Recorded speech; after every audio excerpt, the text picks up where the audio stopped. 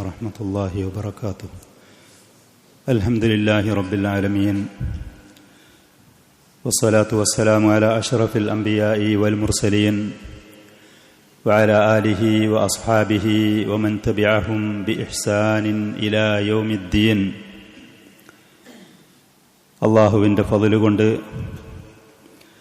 മഹത്തായ ഈ സദസ്സിൽ, അള്ളാഹുവിൻ്റെ ഈ ഭവനത്തിൽ നമ്മൾ ഒരുമിച്ചുകൂടി പറഞ്ഞു കേൾക്കാൻ ആഗ്രഹിക്കുന്ന വിഷയം സമകാലിക സലഫി പണ്ഡിതന്മാരോടൊപ്പം എന്ന് പറയുന്ന വിഷയമാണ്.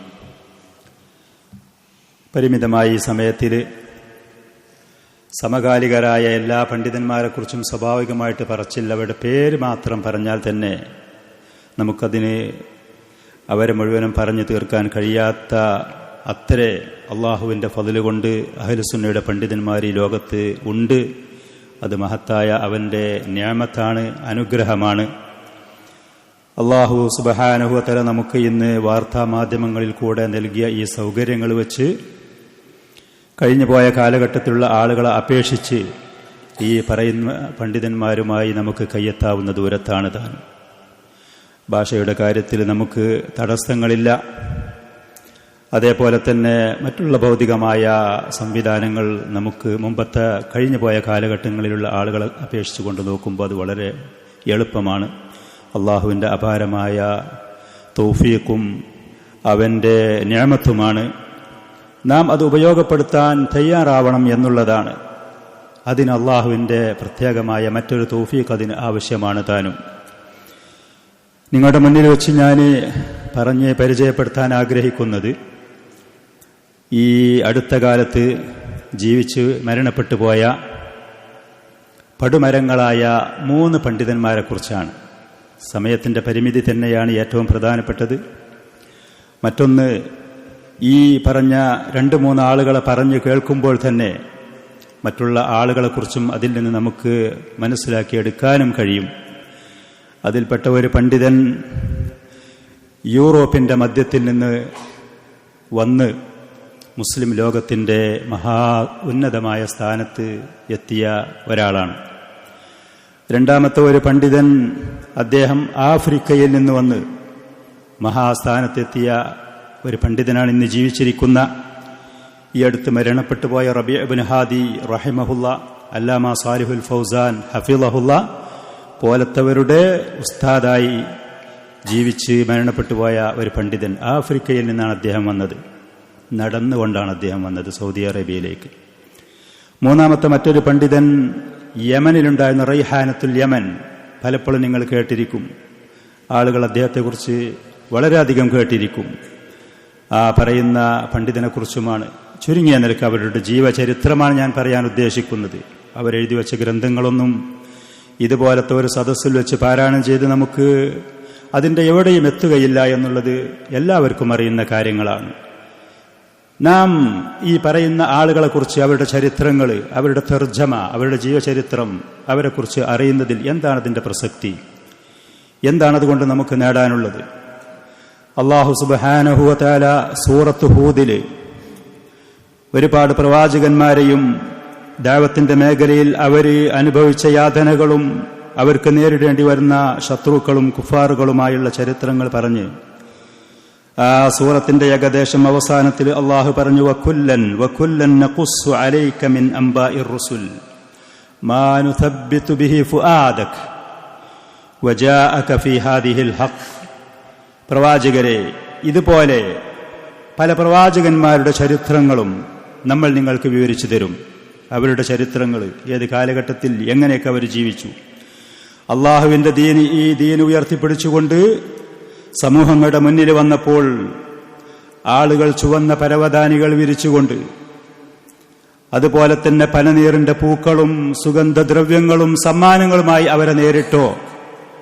അതല്ല കല്ലുകളും മുള്ളുകളും ഏറുകളും ആക്രമണങ്ങളും വിമർശനങ്ങളും അതൊക്കെയാണ് അവർക്ക് നേരിടേണ്ടി വന്നത്.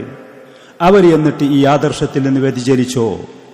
അതല്ല, ഈ ആദർശം മുറുകെ പിടിച്ചുകൊണ്ട് അഭിമാനികളായ അന്തസ്സോടുകൂടെ അള്ളാഹുവിന്റെ ദീനിന്റെ വക്താക്കളായി അവരുടെ കഴിവ് അള്ളാഹു നൽകിയ അനുഗ്രഹങ്ങൾ കൊണ്ട് മുഴുവനും ഈ ദീനിന്റെ സഹായികളായി ജീവിച്ച് മരണപ്പെട്ടോ?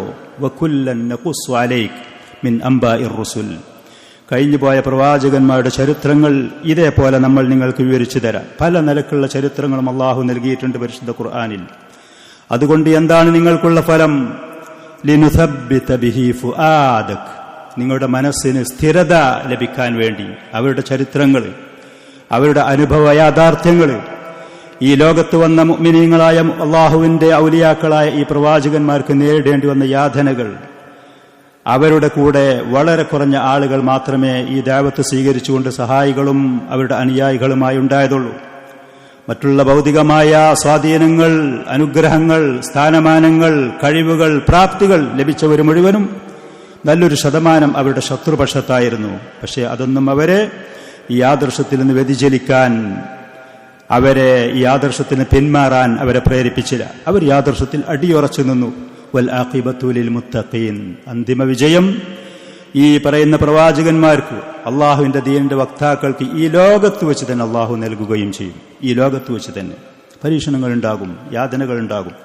അപ്പൊ ഈ പറയുന്ന പണ്ഡിതന്മാരൊക്കെ അവര് ഈ പറയുന്ന ദീനിലേക്ക് വന്ന് ഇൽമ തേടിയതും അത് ദഅവത്ത് നടത്തിയ ചരിത്രങ്ങൾ നമ്മൾ അറിയുമ്പോൾ ഇതുപോലത്തെ മാനസികമായ കെട്ടുറപ്പും ഭദ്രതയും സ്ഥിരതയും ഈ ആദർശത്തിൽ മുന്നേറാനുള്ള പ്രോത്സാഹനവും അതിനുള്ള പ്രചോദനവും സ്വാഭാവികമായിട്ടും അല്ലാഹു സുബ്ഹാനഹു വ തആല ഈ ആയത്തിൽ പറഞ്ഞതനുസരിച്ച് ഇത് കേൾക്കുന്ന ആളുകൾക്ക്, അവരെ മാതൃകയാക്കുന്ന ആളുകൾക്ക് ലഭിക്കും എന്നുള്ളത് തന്നെയാണ് ഏറ്റവും പ്രധാനപ്പെട്ടത്.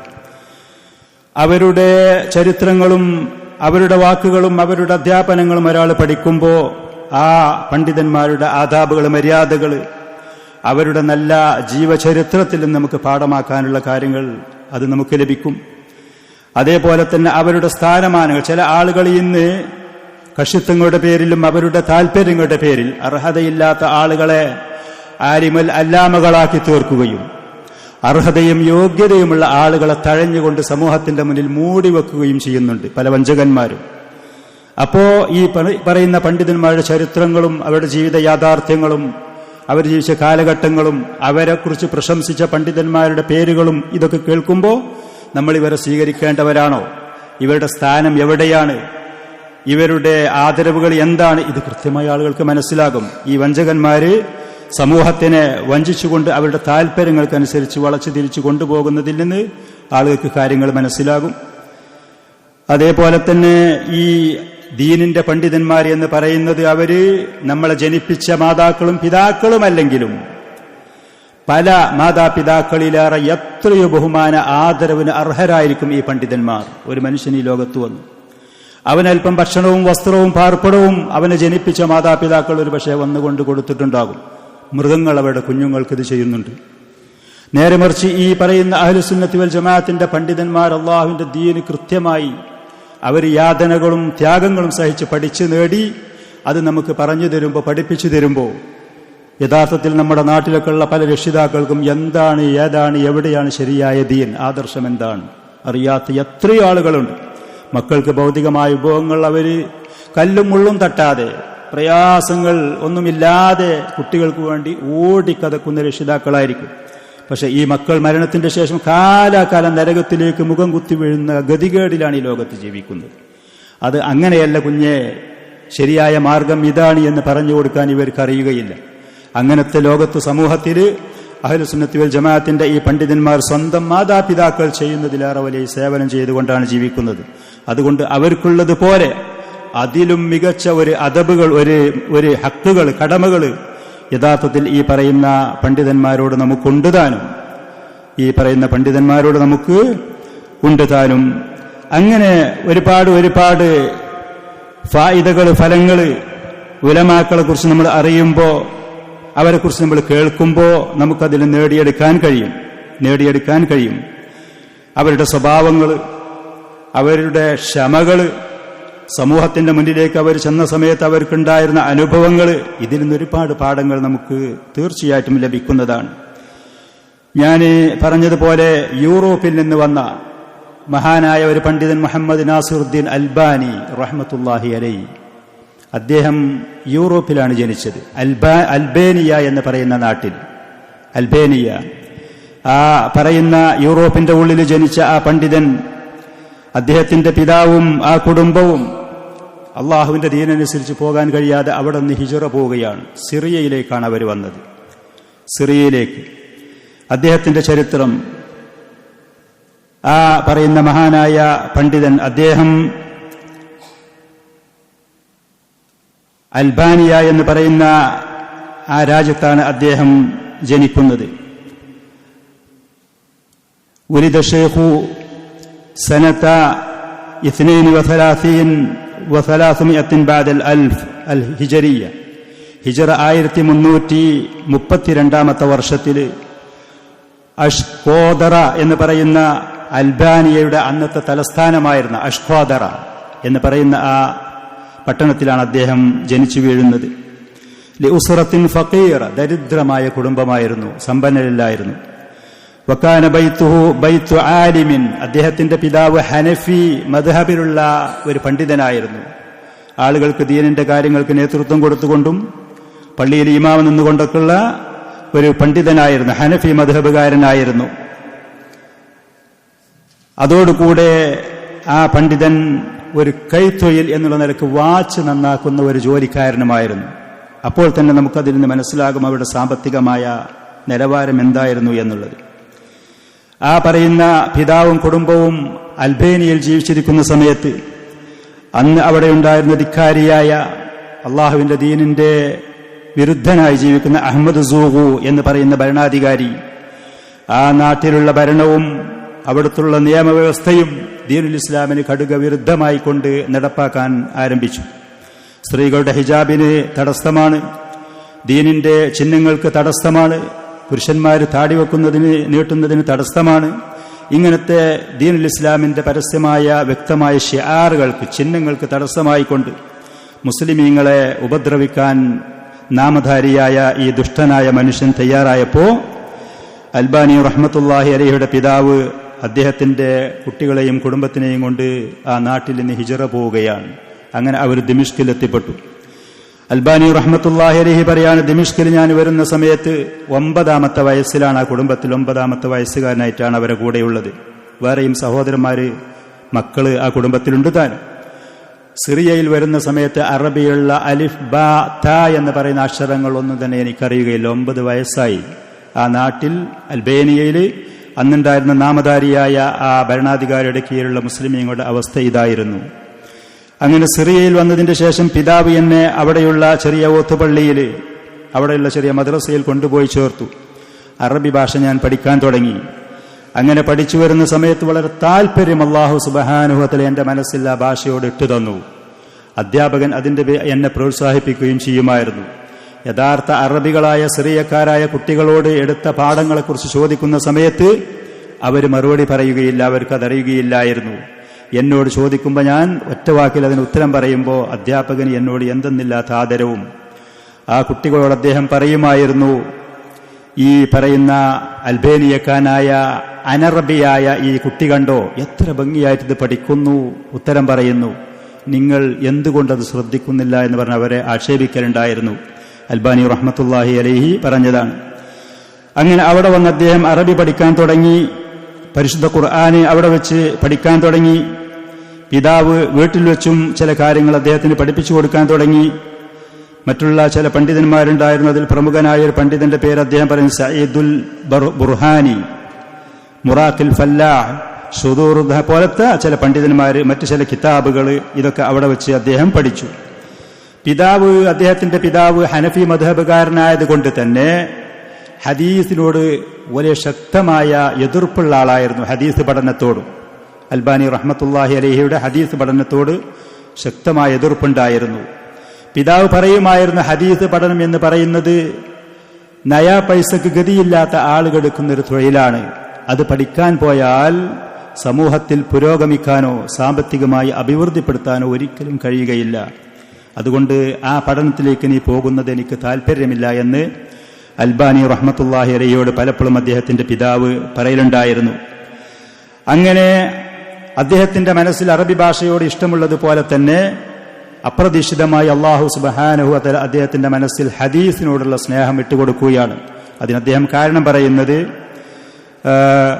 അദ്ദേഹം ഒരു ദിവസത്തിൽ ആ നാട്ടിലുള്ള ഗ്രാമത്തിലുള്ള കുട്ടികളെപ്പോലെ ചെറിയ ചെറിയ പുസ്തകങ്ങളും മറ്റും അവിടെ പോയി വാങ്ങി, പ്രത്യേകിച്ച് ഈ കാർക്കത്തീർ എന്ന് പറഞ്ഞാൽ ഈ പറയുന്ന കഥകൾ യൂറോപ്പിൽ നിന്നും അമേരിക്ക പോലത്തെ രാജ്യങ്ങളിൽ നിന്ന് ഇറക്കുമതി ചെയ്യുന്ന വലിയ സിനിമാ നടന്മാരുടെയും അതേപോലെ അവർ വലിയവരാണ് എന്ന് പറഞ്ഞ് സമൂഹത്തിന്റെ മുന്നിൽ അവതരിപ്പിക്കുന്ന ഏതെങ്കിലും ഏറ്റവും വലിയ സമൂഹത്തിൽ കളികളുടെ പേരിലോ വിനോദത്തിന്റെ പേരിലൊക്കെ അറിയപ്പെട്ട ആളുകളുടെ ചെറിയ പേരിലുള്ള ചെറിയ പുസ്തകങ്ങൾ മാർക്കറ്റിലുണ്ടാകുമ്പോൾ കുട്ടികളത് പോയി വാങ്ങും. ഞാനും അതിന്റെ കൂട്ടത്തിൽ വാങ്ങുമായിരുന്നു.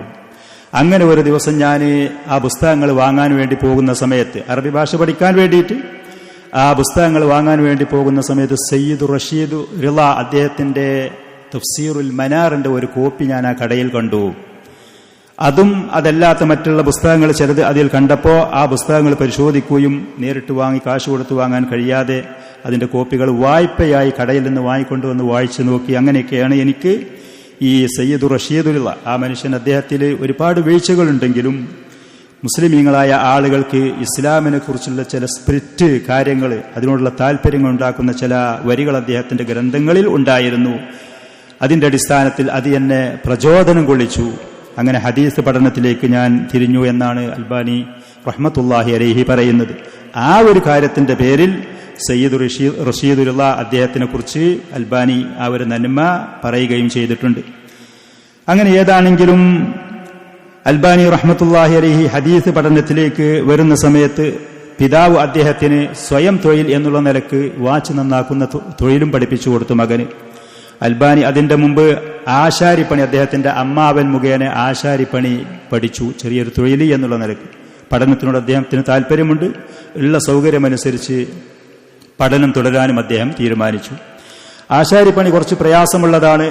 രാവിലെ മുതൽ തൊഴിലിന് പോയാൽ വൈകുന്നേരം വരെ ആ തൊഴിലെടുത്താൽ പിന്നെ സമയമില്ല എന്ന് മനസ്സിലാക്കിയപ്പോൾ ഒരു സ്വയം തൊഴിൽ കണ്ടെത്തണം എന്നുള്ള തീരുമാനത്തിൽ ഞാൻ എത്തി. അൽബാനി റഹ്മത്തുള്ളാഹി അലൈഹി അത് പറയുന്നുണ്ട്. അതിന്റെ ഇടയിൽ പഴയ വീടുകളെടുത്ത് അത് നന്നാക്കി ആളുകൾക്ക് കൊടുക്കുന്ന ഒരു തൊഴിലും ഞാൻ അതിന്റെ ഇടയിൽ ചെയ്തിരുന്നു. പക്ഷേ സംതൃപ്തി എന്നുള്ള നിലക്ക് സ്വയം തൊഴിൽ, എനിക്ക് ആവശ്യമുള്ള സമയത്ത് ആ തൊഴിലിലേക്ക് പോകാം, അല്ലാത്ത സമയത്ത് അത് ഒഴിവാക്കി എൻ്റെ പഠനത്തിലേക്ക് പോകാൻ പറ്റുന്ന ഒരു തൊഴിൽ ഞാൻ അന്വേഷിച്ചു. സ്വാഭാവികമായിട്ടും പിതാവിന്റെ താല്പര്യപ്രകാരം ആ പറയുന്ന വാച്ച് നന്നാക്കുന്ന തൊഴിൽ പിതാവിൽ നിന്ന് ഞാൻ പഠിച്ചെടുത്തു. അങ്ങനെ വാപ്പ അദ്ദേഹത്തിന്റെ കടയിൽ പോയി മകനും ഈ പറയുന്ന വാച്ച് നന്നാക്കുന്ന ജോലി എടുക്കലുണ്ടായിരുന്നു അൽബാനി റഹ്മത്തുള്ളാഹി അലൈഹി. അതിന്റെ ഇടയിൽ അൽബാനി റഹ്മത്തുള്ളാഹി അലൈഹി ഹദീസ് പഠനത്തിലേക്കും പിതാവ് മദ്ഹബിന്റെ പക്ഷപാതിത്വത്തിലേക്കും പോകുമ്പോൾ പഠനങ്ങൾ കൂടുന്നതിനനുസരിച്ച് പിതാവും മകനും തമ്മിലുള്ള വൈരുദ്ധ്യങ്ങൾ കൂടി വരാൻ തുടങ്ങി. അതിൽപ്പെട്ട ഏറ്റവും പ്രധാനപ്പെട്ട ഒന്ന് മസ്ജിദുൽ ഉമമി എന്ന് പറയുന്ന ദിമിഷ്കിലുള്ള ഏറ്റവും വലിയ ആ പള്ളി, അതിൽ ഖബറുണ്ട്. ഖബറുള്ള പള്ളിയിൽ വെച്ച് നിസ്കരിക്കാൻ പാടില്ല എന്ന് ഹദീസിൽ കണ്ടു. വാപ്പ അതിൽ ചില സമയത്ത് അസിസ്റ്റന്റ് ഇമാമായിട്ടൊക്കെ ഇമാമ നിൽക്കലുണ്ട്. മറ്റൊരു വിഷയം അദ്ദേഹത്തിനെ അലോസരപ്പെടുത്തിയത്, വാപ്പ ഹനഫി മദ്ഹബുകാരനാണ്. അതിന്റെ ഇമാമായി കൊണ്ട് ആ പള്ളിയിൽ ഒരു ഭാഗത്ത് ജമാഅത്ത് നടക്കും, മറ്റൊരു ഭാഗത്ത് ഷാഫിഈ മദ്ഹബുകാർ ഹനഫി മദ്ഹബുകാരെ പിന്തുടരാതെ അവരുടെ ജമാഅത്തിന്റെ മുമ്പോ ശേഷോ സൗകര്യ വാശിയാണ് രണ്ടു കൂട്ടർക്കും. അതിനനുസരിച്ച് മറ്റൊരു ജമാഅത്ത് ഇവിടെയും നടക്കും. ഒരേ പള്ളിയിൽ രണ്ട് ജമാഅത്ത്. അൽബാനി റഹ്മത്തുള്ളാഹി അലൈഹി പറയാണ്, വാപ്പ ഇമാമ നിന്നാലും മറ്റ് ആര് ഇമാമ നിന്നാലും ഹനഫി മദ്ഹബുകാർ സമയം അവർക്ക് പ്രത്യേകിച്ച് ചില നിസ്കാരത്തിന് സമയങ്ങൾ വൈകി നിസ്കരിക്കുമ്പോൾ ആദ്യത്തെ ജമാഅത്ത് നടക്കുന്നത് ഏതാണോ അതിൽ ഞാൻ പോയി തുടർന്ന് നിസ്കരിക്കും. ആദ്യം ഖബറിന്റെ കാര്യം അദ്ദേഹത്തിന് അറിയുന്നതിന്റെ മുമ്പ്.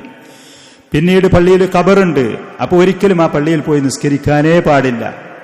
പിതാവ് ഇമാമ് നിൽക്കുന്ന പള്ളി, അവിടെ ജമാഅത്തിന് പോകാതെ അതിന്റെ അപ്പുറത്ത് ചെറിയ ഒരു പള്ളിയുണ്ട്, ഖബറും കാര്യങ്ങളും ഇല്ലാത്ത, ആ പള്ളിയിൽ ജമാഅത്തിന് പോകാൻ തുടങ്ങി. വാപ്പാക്ക് ഇതും എതിർപ്പായി. വാപ്പ ഇമാമ് നിൽക്കുന്ന ഹനഫി മദ്ഹബുകാർ ജമാഅത്തിൽ പങ്കെടുക്കാതെ ആദ്യം നടക്കുന്ന ജമാഅത്ത് ഏതാണോ ഷാഫി മദ്ഹബുകാരതാണെങ്കിൽ ഞാനതിൽ പങ്കെടുക്കും, അതും വാപ്പാക്ക് എതിർപ്പായി. അങ്ങനെ ദിനം പ്രതി വാപ്പയും ഞാനും തമ്മിലുള്ള ഈ അകൽച്ച കൂടിക്കൂടി വന്നു. ഞാനാണെങ്കിൽ ഹദീസ് പഠനത്തിലേക്കാണ് പോകുന്നത്. അതിൽ നിന്ന് കേൾക്കുന്ന കാര്യങ്ങൾ ഹനഫി മദ്ഹബിന് വിരുദ്ധമായ പലതും കേൾക്കുന്നു. അത് ഞാൻ ജീവിതത്തിൽ പ്രാവർത്തികമാക്കാൻ തുടങ്ങി. അങ്ങനെ ഒരു ദിവസം വീട്ടിൽ നിൽക്കുന്ന സമയത്ത് വാപ്പ എൻ്റെ അടുത്ത് വന്നു. സാധാരണ ഇല്ലാത്ത പരുഷമായ നിലക്ക് ശബ്ദമുയർത്തി വാപ്പ എന്നോട് സംസാരിച്ചു. ഒരിക്കലും ഈ വീട്ടിലിനി സ്വസ്ഥമായി എനിക്ക് ഈ പിതാവിന്റെ കൂടെ തുടർന്നു പോകാൻ കഴിയുകയില്ല എന്നുള്ള അവസ്ഥയിലെത്തി. അങ്ങനെ അദ്ദേഹത്തിന്റെ കൂടെ ഉണ്ടായിരുന്ന ചില യുവാക്കളും അദ്ദേഹത്തിന്റെ നിലപാടിനോട് താല്പര്യമുള്ള സുഹൃത്തുക്കളെയും കൂട്ടി പിതാവിന്റെ കടയിൽ നിന്നുള്ള ജോലിയും ഒഴിവാക്കി അതിൻ്റെ കുറച്ചപ്പുറത്തുള്ള ഒരു സ്ഥലത്ത് വാച്ച് നന്നാക്കുന്ന ഒരു കട തുടങ്ങി. കുറച്ച് കാശുകളൊക്കെ സുഹൃത്തുക്കളിൽ നിന്ന് സംഘടിപ്പിച്ചുകൊണ്ട് അങ്ങനെ അദ്ദേഹം വാച്ച് നന്നാക്കുന്ന തൊഴിൽ ഒരു ഭാഗത്ത് ചെയ്യും. മറുഭാഗത്ത് അദ്ദേഹം ഗ്രന്ഥങ്ങൾ പഠിക്കാനും വായിക്കാനും പലതും കാശ് കൊടുത്ത് വാങ്ങാൻ കഴിയാതെ മക്തബത്തുൽ ലാഹിരിയ എന്ന് പറയുന്ന ദിമിഷ്കിലുള്ള പ്രസിദ്ധമായ ഗ്രന്ഥാലയമുണ്ട്, അങ്ങനെ അവിടെ പോകാൻ തുടങ്ങി. അദ്ദേഹം പറയാണ്, അക്തഫി ബിഅമലി സഅത്തിൻ ഫിൽ യൗമി ഔ സഅതൈൻ ഫയഹ്സുലു ഖൂതി വഖൂതു ഔലാദി ثم انطلق الى المكتبه الظاهريه. ഒരു ദിവസം 1 മണിക്കൂർ അതല്ലെങ്കിൽ 2 മണിക്കൂർ സമയം എൻ്റെ കടയിൽ പോയി ഞാൻ വാച്ച് നന്നാക്കുന്ന ജോലി ചെയ്യും. ആ പറയുന്ന ജോലി ചെയ്താൽ എനിക്കും എൻ്റെ കുട്ടികൾക്കും ഒരു ദിവസത്തിലുള്ള ഭക്ഷണം, അതിനുള്ള വിഭവങ്ങൾ അതിൽ നിന്ന് എനിക്ക് ലഭിക്കും. പിന്നെ സ്വതന്ത്രനായിക്കൊണ്ട് ഞാൻ മക്തബത്തുൽ ലാഹിരിയയിലേക്ക് പോകും, ദിമിഷ്കിലുള്ള. അവിടെ പോയി ധാരാളം പ്രസിദ്ധീകരിക്കപ്പെടാത്ത ധാരാളം ഗ്രന്ഥങ്ങൾ അവിടെ കുമിഞ്ഞുകൂടി കിടക്കുന്നുണ്ട്. മക്തബത്തുൽ ലാഹിരിയ പോലെ അറിയപ്പെട്ടതാണ്. കഴിഞ്ഞുപോയ കാലഘട്ടത്തിലുള്ള പണ്ഡിതന്മാർ എഴുതിയ ഗ്രന്ഥങ്ങൾ പലതും പ്രസിദ്ധീകരിക്കപ്പെടാതെ കയ്യെഴുത്ത് പ്രതികളായിക്കൊണ്ട് ആ ഗ്രന്ഥാലയത്തിൽ കടക്കുന്നത് ഞാൻ കണ്ടു. അങ്ങനെ അതെടുത്തുകൊണ്ട് വായിക്കാനും പരിശോധിക്കാനും തുടങ്ങി. ആളുകൾക്ക് വന്ന് വായിക്കാനുള്ള ആ റൂമിൽ 4 ആളുകൾക്ക് ഇരുന്ന് വായിക്കാൻ പറ്റുന്ന ഒരു മേശയുണ്ട്. ഞാൻ അതിൻ്റെ അടുത്ത് ചെന്ന് ഈ പറയുന്ന പഴയതും പൊടി പിടിച്ച് കിടക്കുന്ന ഗ്രന്ഥങ്ങൾ കൊണ്ടുവന്ന് ആ മേശയുടെ മുകളിൽ വെക്കും. അപ്പോൾ അവിടെ വായിക്കാൻ വേണ്ടി ആ ഗ്രന്ഥാലയത്തിൽ വരുന്ന മറ്റുള്ള ആളുകൾക്ക് ആ റീഡിംഗ് റൂമിൽ എൻ്റെ ഈ അനുഭവം അവർക്ക് അലോസരമായി, പ്രയാസമായി. അപ്പം അവരതിനെക്കുറിച്ച് പരാതി പറഞ്ഞപ്പോൾ എൻ്റെ താല്പര്യവും നിരന്തരം ഞാൻ അവിടെ പോയി ഈ പഠനം നടത്തുന്നതും കണ്ടപ്പോൾ ആ പറയുന്ന ഗ്രന്ഥാലയത്തിൻ്റെ നോട്ടക്കാരായ ആളുകൾ അവിടെയുള്ള ഒരു ചെറിയൊരു റൂം എനിക്ക് സൗകര്യപ്പെടുത്തി തന്നു. അവിടെയുള്ള ചെറിയൊരു റൂം എനിക്കവർ സൗകര്യപ്പെടുത്തി തന്നു. അങ്ങനെ ചില ദിവസങ്ങളിൽ 15 മണിക്കൂർ സമയം ആ ഗ്രന്ഥാലയത്തിൽ പഠനവുമായിക്കൊണ്ട് നാസറുദ്ദീൻ അൽബാനി റഹ്മത്തുള്ളാഹി അലൈഹി ചെലവഴിക്കുമായിരുന്നു. 15 മണിക്കൂർ സമയമൊക്കെ.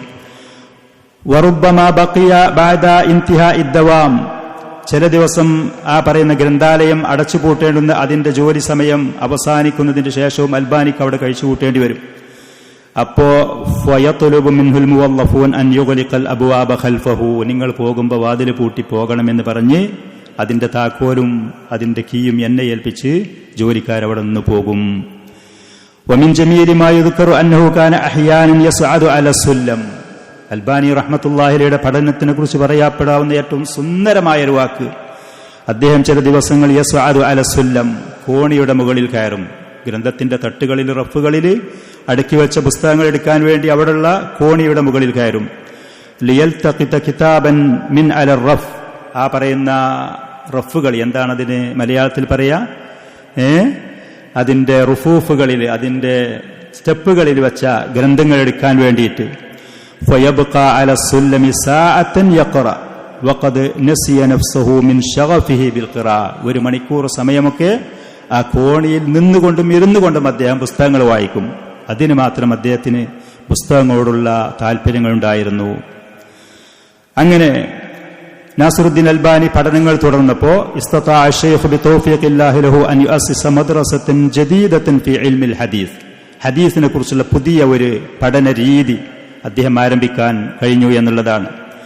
ആ പറയുന്ന പഠന രീതി ഏതാണ് എന്ന് ചോദിച്ചാൽ ഹദീസുകൾ ഐറ്റം തിരിക്കുക എന്നുള്ളതാണ്. നമുക്കറിയാം ഹദീസിന്റെ കിതാബുകൾ സഹീഹുൽ ബുഖാരി മുസ്ലിം മാറ്റിവെച്ചാൽ സുനനിന്റെ കിതാബുകളിലൊക്കെ ഇമാം അഹ്മദ് റഹ്മത്തുള്ളാഹി അലൈഹി അദ്ദേഹത്തിന്റെ മുസ്നദിന്റെ കിതാബുകളിലൊക്കെ സഹീഹായ ഹദീസുകളും ലഈഫായ ഹദീസുകളും അങ്ങനെയാണ് അവരുടെ രീതികൾ. അതാണ് അതിൽ നമ്മൾ ഐറ്റം തിരിച്ച് അത് കൃത്യമായി തെരഞ്ഞെടുത്ത് മനസ്സിലാക്കണം, ഇന്നത് സഹീഹാണ് ഇന്നത് ലഈഫാണ് എന്നുള്ളത്. ഈ പറയുന്ന കാര്യത്തിന് മുസ്തലഹുൽ ഹദീസ് എന്ന് പറയുന്ന ബൃഹത്തായ ആ മേഖല ശരിക്കതിൽ വ്യക്തമായി പഠിക്കാൻ തയ്യാറാണ്. അതിൽ ഈ കാലഘട്ടത്തിൽ ഏറ്റവും ശക്തമായ നില അതിനെക്കുറിച്ച് പാണ്ഡിത്യമുള്ള മഹാനായ പണ്ഡിതരായിരുന്നു റബീഉ ഇബ്നു ഹാദി അൽ മദ്ഖലി റഹിമഹുല്ല.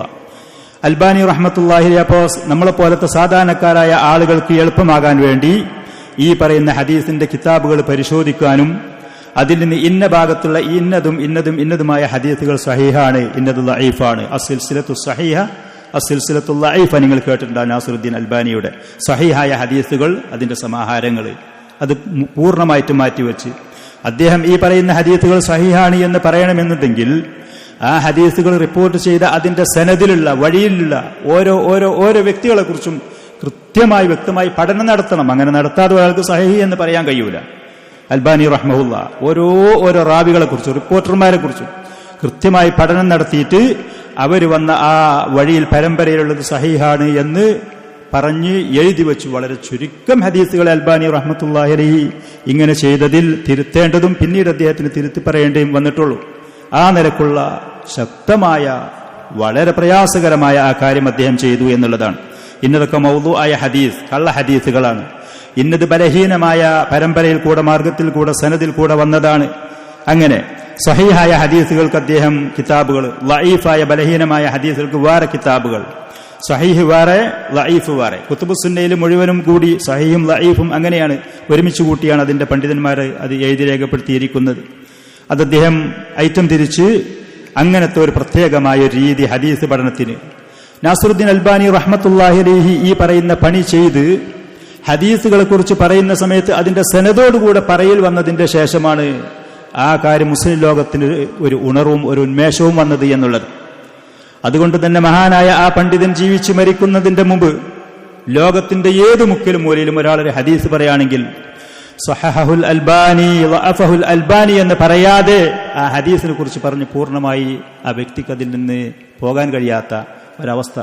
അങ്ങനത്തെ ഒരു ആദരവ് സൗദി അറേബ്യയിലാണെങ്കിൽ പോലും, അറബി പണ്ഡിതന്മാരുള്ള ലോകത്താണെങ്കിൽ പോലും ഒരു ഹദീസിനെ കുറിച്ച് മിമ്പറുകളിൽ വെച്ചോ സ്റ്റേജുകളിൽ വെച്ചോ സദസ്സുകളിൽ വെച്ചോ ഒരാൾ പറയുകയാണെങ്കിൽ സഹഹുൽ അൽബാനി വഅഫഹുൽ അൽബാനി എന്ന് ആ ഹദീസ് പറയുന്ന വ്യക്തികൾ, പ്രസംഗകരോ മുദരിസോ അധ്യാപകരോ, അവർ പറയുന്ന നിലക്കുള്ള ഒരു ആവേശകരമായ ഒരവസ്ഥ ഹദീസ് പഠനത്തിൽ വന്നു എന്നുള്ളത്.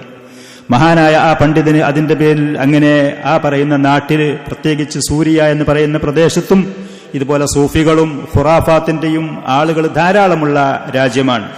അതുകൊണ്ട് തന്നെ അവിടെ വെച്ചും പല ജാതി പ്രയാസങ്ങൾ അഹ്ലുസുന്നത്തി വൽ ജമാഅത്തിന്റെ മറ്റുള്ള പണ്ഡിതന്മാർക്ക് നേരിടേണ്ടി വന്നതുപോലത്തെ പ്രയാസങ്ങൾ പലതും അദ്ദേഹത്തിന് നേരിടേണ്ടി വന്നു. പല ആളുകളും അദ്ദേഹത്തിന്റെ നിലപാടിൽ നിന്ന്, സ്വന്തം പിതാവിൽ നിന്ന് നേരിട്ടതുപോലെ മറ്റ് പല ആളുകളിൽ നിന്നും 1-2 പ്രാവശ്യം അദ്ദേഹത്തിന് ജീവിതത്തിൽ ജയിലിൽ അറസ്റ്റ് ചെയ്യപ്പെടുന്ന അനുഭവങ്ങൾ അദ്ദേഹത്തിന് ഉണ്ടായിട്ടുണ്ട് എന്നുള്ളതാണ്. അങ്ങനെ ഏതാണെങ്കിലും ഷെയ്ഖ് റഹ്മത്തുള്ളാഹി അലൈഹി അദ്ദേഹത്തിന്റെ ഈ പഠനവും ഈ ദഅവത്തും ഈ പറയുന്ന ഗ്രന്ഥരചനകളുമായിട്ട് അവിടെ കഴിച്ചുകൂട്ടി. തഹ്ദീറുസ് സാജിദി മിൻ ഇത്തിഖാദിൽ ഖുബൂരി മസാജിദ് എന്ന് പറയുന്ന ഒരു ചെറിയൊരു പുസ്തകമുണ്ട്. ചെറിയൊരു പുസ്തകം നാസറുദ്ദീൻ അൽബാനിയുടെ നമ്മുടെ കയ്യിലുണ്ടത്. തഹ്ദീറുസ് സാജിദി മിൻ ഇത്തിഖാദിൽ ഖുബൂരി മസാജിദ്. മഖ്ബറകൾ അവിടെ ചെന്ന് സുജൂദ് ചെയ്യാൻ പാടില്ല, പള്ളികളാക്കാൻ പാടില്ല, നിസ്കരിക്കുന്ന ആളുകൾ അത് അവിടെ ഇബാദത്ത് ചെയ്യാൻ പാടില്ല എന്ന് താക്കീത് എന്ന് പറഞ്ഞ ആ പുസ്തകം ഏകദേശം 20-21 വയസ്സുകാലത്താണ് നാസറുദ്ദീൻ അൽബാനി ആ ഗ്രന്ഥം, ആ പുസ്തകം എഴുതിയത് എന്നുള്ളത്. ആ പുസ്തകം എഴുതിയത് സ്വഹീഹായ ഹദീസുകളും അതിന്റെ റിവായത്തുകളും ക്രോഡീകരിച്ചുകൊണ്ട്. അൽബാനി റഹ്മത്തുള്ളാഹി അലൈഹി വിമർശകരായ ആളുകൾ പറയുന്ന മറ്റൊരു കാര്യം, ധാരാളം അധ്യാപകർ അദ്ദേഹത്തിനില്ല എന്നുള്ളതാണ്. ശരിയാണ്, അൽബാനിക്ക് ധാരാളം മശായിഖന്മാരില്ല. ഈ പറയുന്ന ഗ്രന്ഥാലയത്തിൽ നിന്ന്, മക്തബത്തുൽ ലാഹിരിയ പോലത്തെ ഗ്രന്ഥാലയങ്ങളിൽ നിന്നും പിന്നീട് ലോകത്തിന്റെ നാനാഭാഗത്തുള്ള ഗ്രന്ഥാലയങ്ങൾ, പുസ്തകങ്ങൾ ശേഖരിച്ചുകൊണ്ട് അതിൽ പഠനം നടത്തി എന്നുള്ളത്. പക്ഷേ അൽബാനി റഹ്മത്തുള്ളാഹി അലൈഹിക്ക് ഒരുപാട് അധ്യാപകന്മാരും മശായിഖന്മാരും ഇല്ല എന്നുണ്ടെങ്കിലും, നേരത്തെ നമ്മൾ ഖുത്ബയിൽ കേട്ടതുപോലെ ഇന്ന് ലോകത്ത് ജീവിച്ചിരിക്കുന്ന പ്രമുഖരായ ഉലമാക്കൾ, അബ്ദുൽ അസീസ് ഇബ്നു ബാസ് റഹ്മത്തുള്ളാഹി അലൈഹിയെ പോലത്തെ ആളുകൾ അൽബാനി ഹദീസ് വിഷയത്തിൽ, നബി സല്ലല്ലാഹു അലൈഹി വസല്ലം ഹദീസിന്റെ വിഷയത്തിൽ അൽബാനിയെ കവച്ചു വെക്കാൻ ഇന്ന് ലോകത്തൊരാളില്ല എന്ന് പറഞ്ഞ തസ്കിയത്ത്, പ്രശംസ പത്രം നൽകിയതാണ്.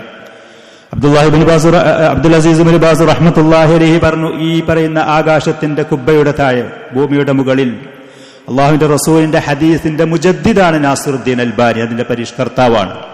ഹദീസ്, അള്ളാഹുവിന്റെ റസൂലിന്റെ ഹദീസ് മനുഷ്യ സമൂഹത്തിലെ ഉമ്മത്തിന്റെ മുന്നിലേക്ക് ഇത്ര ആകർഷണീയമായ രൂപത്തിൽ അത് കൊണ്ടുവന്ന് നൽകിയ മഹാനായ പരിഷ്കർത്താവാണ് നാസറുദ്ദീൻ അൽബാനി റഹ്മത്തുള്ളാഹി അലൈഹി. അത് തന്നെ അങ്ങനത്തെ പ്രശംസയുടെ വാക്കുകൾ മതി അവർക്ക് ബഹുമാനത്തിനും അവർക്ക് ആദരവിനും. നാസറുദ്ദീൻ അൽബാനി റഹ്മത്തുള്ളാഹി അലൈഹി റബീഉ ഇബ്നു ഹാദിൽ മദ്ഖലി റഹിമഹുള്ള അദ്ദേഹത്തിന്റെ ഉസ്താദ് കൂടിയായിരുന്നു.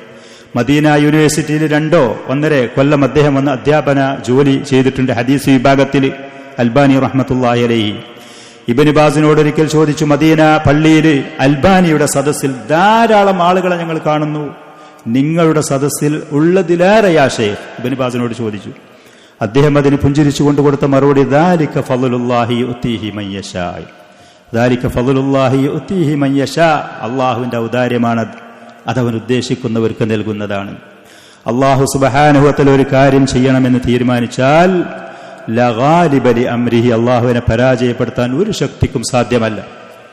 ദീനിന്റെ ശത്രുവായ ഒരു ഭരണാധികാരി അവിടെ ഈ മുസ്ലിമീങ്ങളെ ഈ നിലക്ക് ഉപദ്രവിക്കാൻ ശ്രമിച്ചപ്പോൾ അതിൽ നിന്ന് ഒരു കുഞ്ഞിനെ അതിന്റെ കുടുംബത്തോടുകൂടെ അള്ളാഹു അവിടുന്ന് രക്ഷപ്പെടുത്തുകയും ലോകത്ത് മുഴുവനും അള്ളാഹുവിന്റെ റസൂലിന്റെ ഈ സുന്നത്ത് ഇത്രത്തോളം സുന്ദരമായ നിലക്ക് ആർക്കും കേട്ടാൽ ആകർഷണീയമാകുന്ന നിലക്ക് ഈ ഹദീസിനെ അതിനെ പ്രചരിപ്പിക്കാനും ആളുകളുടെ മുന്നിൽ എത്തിക്കാനും ആ മനുഷ്യനെ അള്ളാഹു ഉപയോഗപ്പെടുത്തി എന്നുള്ളത്, അള്ളാഹു സുബ്ഹാനഹു വ തആല ഉപയോഗപ്പെടുത്തി എന്നുള്ളതാണ്.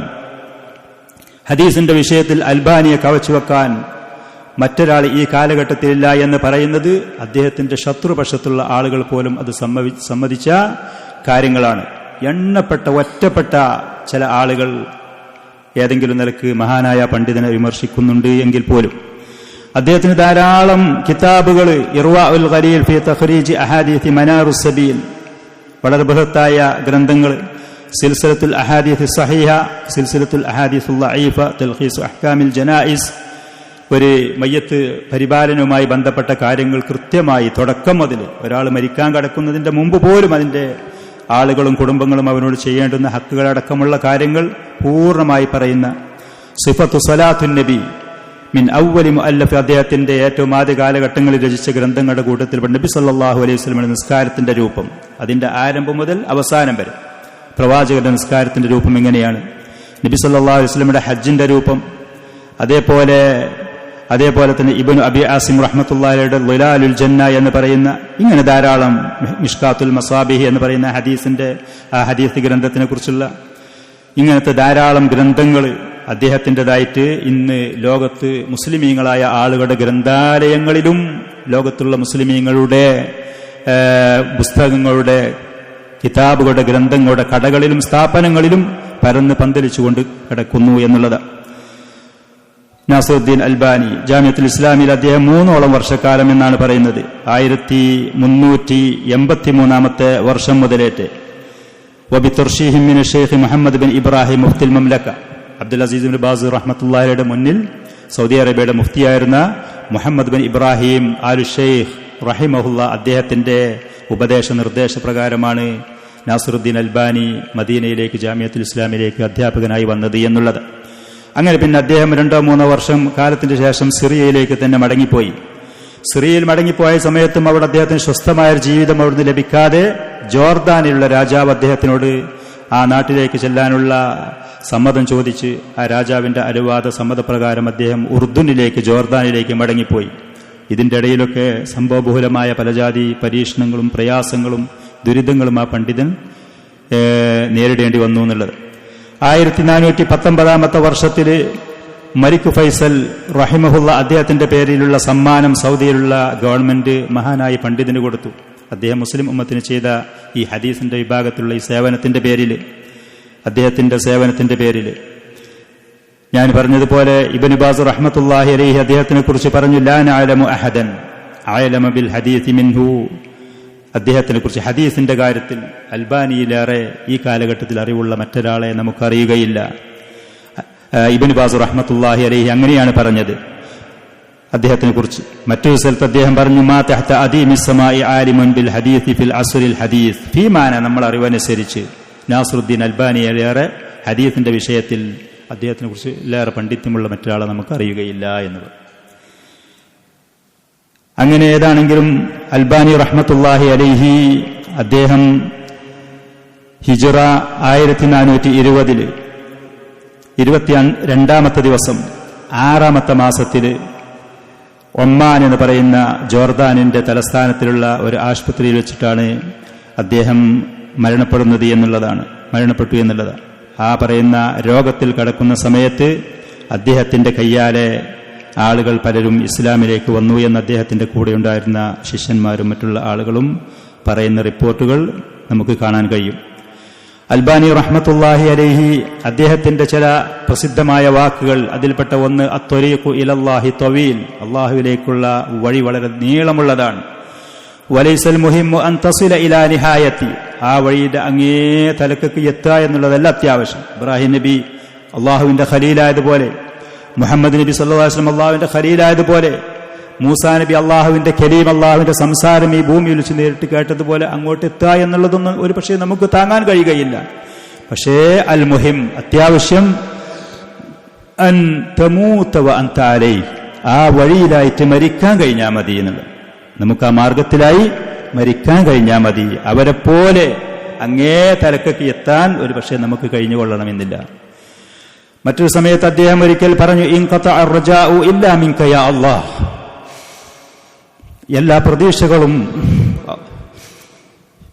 എല്ലാ പ്രതീക്ഷകളും അല്ലാഹുവേ മുറിഞ്ഞിരിക്കുന്നു നിന്നിൽ നിന്നല്ലാതെ.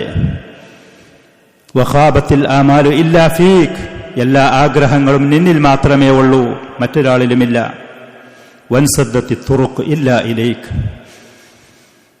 സകല വഴികളും അടഞ്ഞു കിടക്കുകയാണ് അല്ലാഹുവേ നിന്നിലേക്കല്ലാതെ. വഉഗ്ലിഖത്തിൽ അബ്വാബു ഇല്ലാ ബാബുക്, നിന്റെ കവാടമല്ലാതെ മറ്റുള്ളത് മുഴുവനും അടക്കപ്പെട്ടിരിക്കുകയാണ് എന്ന് അദ്ദേഹം പറഞ്ഞു. അല്ലാഹുവിലേക്കുള്ള അതിശക്തമായ റജാഉം തവക്കുലും അതിന്റെ വാക്കുകളും. മറ്റൊരു സ്ഥലത്ത് അദ്ദേഹം പറഞ്ഞു, ലാ തഹ്ഖിദ് അലാ അഖീകൽ മുസ്ലിം, മുസ്ലിമായ നിന്റെ സഹോദരനോട് ഒരിക്കലും അസൂയ കാണിക്കരുത്. തഅല്ലമിൽ ഇൽം, ഇൽമു പഠിക്കേ. ഹാദൽ ഇൽമു സയുമയ്യിസു ലക സ്വാലിഹ മിന ത്വാലിഹ് വൽ മുഖ്തിഅ വൽ മുസീബ്, നീ അള്ളാഹുവിന്റെ ഈ ദീന് പഠിച്ചാൽ നല്ലതാരാണ്, ചീത്ത ആരാണ്, ശരിയായ ഭാഗത്തുള്ള ആരാണ്, വഴിപഴച്ചവൻ ആരാണ് എന്നുള്ളതിന് എനിക്കത് കൃത്യമായി മനസ്സിലാക്കി തരും എന്ന് പറഞ്ഞു.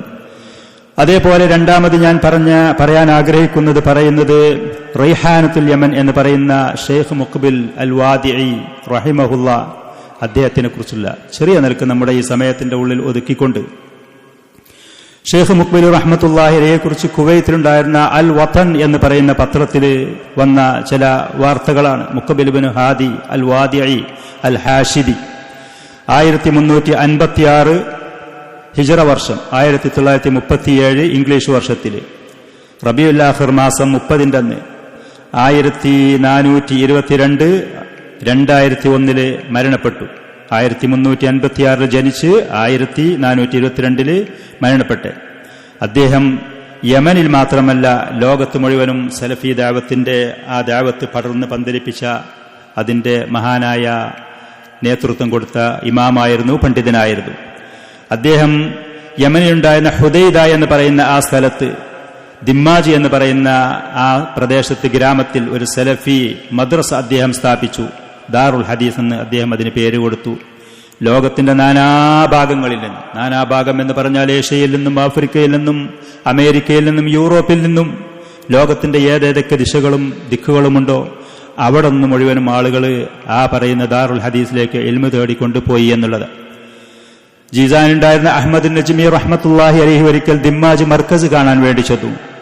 അങ്ങനെ ഷെയ്ഖ് മുഖ്ബിലിന്റെ കൈ പിടിച്ചുകൊണ്ട് കരഞ്ഞുകൊണ്ട് പറഞ്ഞു, ഞങ്ങൾക്ക് ഭൗതികമായ എല്ലാ സൗകര്യങ്ങളും ഉണ്ട്, പക്ഷെ ഇതുപോലത്തെ ഒരു സ്ഥാപനം, ഇത്ര വിദ്യാർത്ഥികൾ, ഷെയ്ഖ് മുഖ്ബിൽ അവിടുന്ന് വഫാത്താകുന്ന സമയത്ത് ഏകദേശം 7000-ഓളം വരുന്ന വിദ്യാർത്ഥികൾ, ഖുർആനും ഹദീസും പഠിക്കുന്ന, ദീനുൽ ഇസ്ലാം കൃത്യമായ ശരിയായ മന്നജ് പഠിക്കുന്ന ആളുകൾ, ലോകത്തിന്റെ നാനാഭാഗത്തിൽ നിന്ന് വന്ന വിദ്യാർത്ഥികൾ അവിടെ ഉണ്ടായിരുന്നു.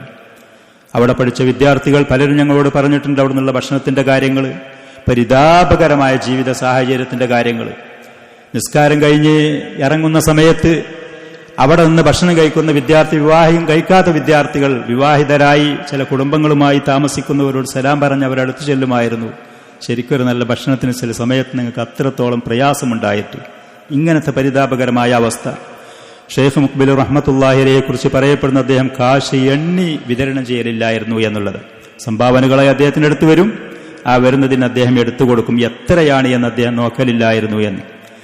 ഷെയ്ഖ് മുഖ്ബിൽ റഹ്മത്തുള്ളാഹി സൗദി അറേബ്യയിൽ അദ്ദേഹം ചില ബിൽഡിങ്ങുകളിൽ ജോലിക്കാനായിട്ടാണ് വന്നു എന്ന് അദ്ദേഹത്തിനെ കുറിച്ച് പറയുന്നു. മക്കയിലാണ് ആദ്യം വന്നത്. അങ്ങനെ മഅഹദുൽ ഹറമുൽ മക്കിയിൽ വെച്ച് അദ്ദേഹം ഇൽമു പഠിക്കാൻ തുടങ്ങി. അദ്ദേഹം ജനിക്കുന്നത് ദിമ്മാജി എന്ന് പറയുന്ന, സഅദ എന്ന് പറയുന്ന യമനിലുണ്ടായിരുന്ന ആ സിറ്റിയിൽ.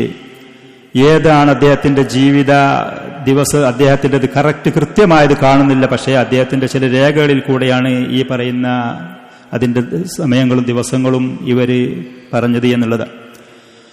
അദ്ദേഹം ആ നാട്ടിൽ വെച്ച്, ഗ്രാമത്തിൽ വെച്ച് ഇൽമ് തേടി പരിശുദ്ധ ഖുർആനും അതേപോലെ തന്നെ തജ്വീദും എഴുത്തുകളും അറബി അക്ഷരങ്ങളും കാര്യങ്ങളും അവിടെ വെച്ച് പഠിച്ച് അവിടെയുള്ള ചില ഉപദേശകരായ ആളുകളുടെ കാര്യങ്ങൾ കേട്ടു.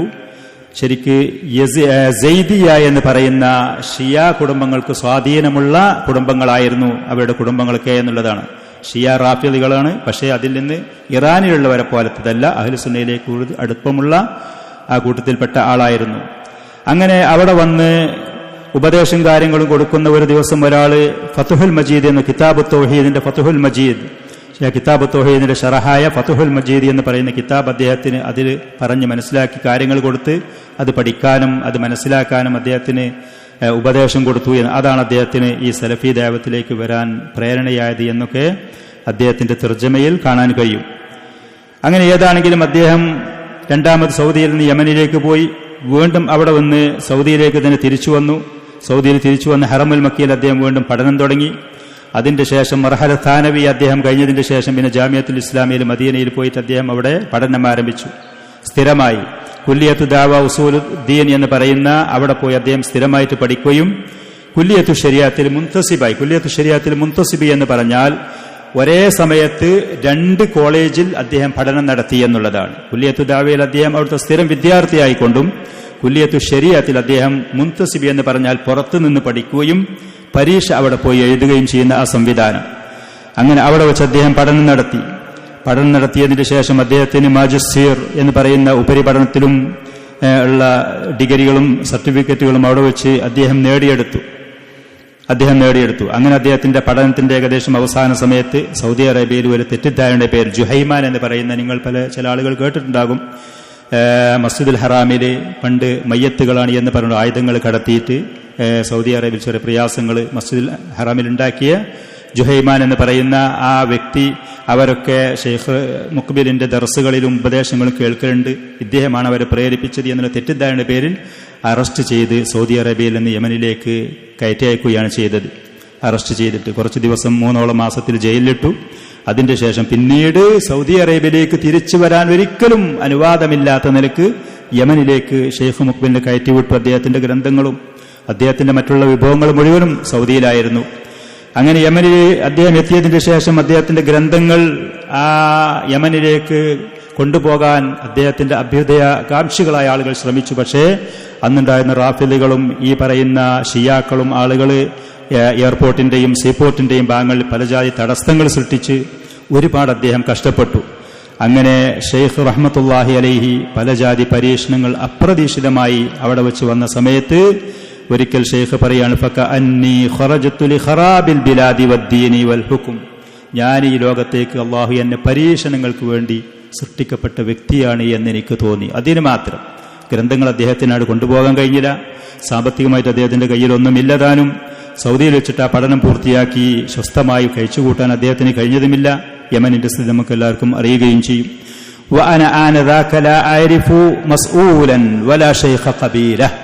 ഞാനങ്ങനെ യമനിൽ ചെല്ലുന്ന ആ നിസ്സഹായതയുടെ അവസ്ഥയിൽ ഉത്തരവാദപ്പെട്ട ഒരു ഭരണതലത്തിൽ ഉത്തരവാദപ്പെട്ട ഒരാളെനിക്കറിയൂല, ഒരു ഗ്രാമമുഖ്യനെ എനിക്കറിയൂല. ഇത് ഷെയ്ഖ് മുഖ്ബിൽ റഹ്മത്തുള്ളാഹി അലൈഹി ഇത് പറയുമ്പോൾ സ്വാഭാവികമായിട്ടും 10-13 വർഷത്തിലേറെ സൗദിയിൽ നിന്ന് നമ്മൾ ഈ നാട്ടിലേക്ക് വരുന്ന സമയത്ത് ഇതുപോലത്തെ ഒരു നിസ്സഹായത അനുഭവപ്പെട്ടിരുന്നു.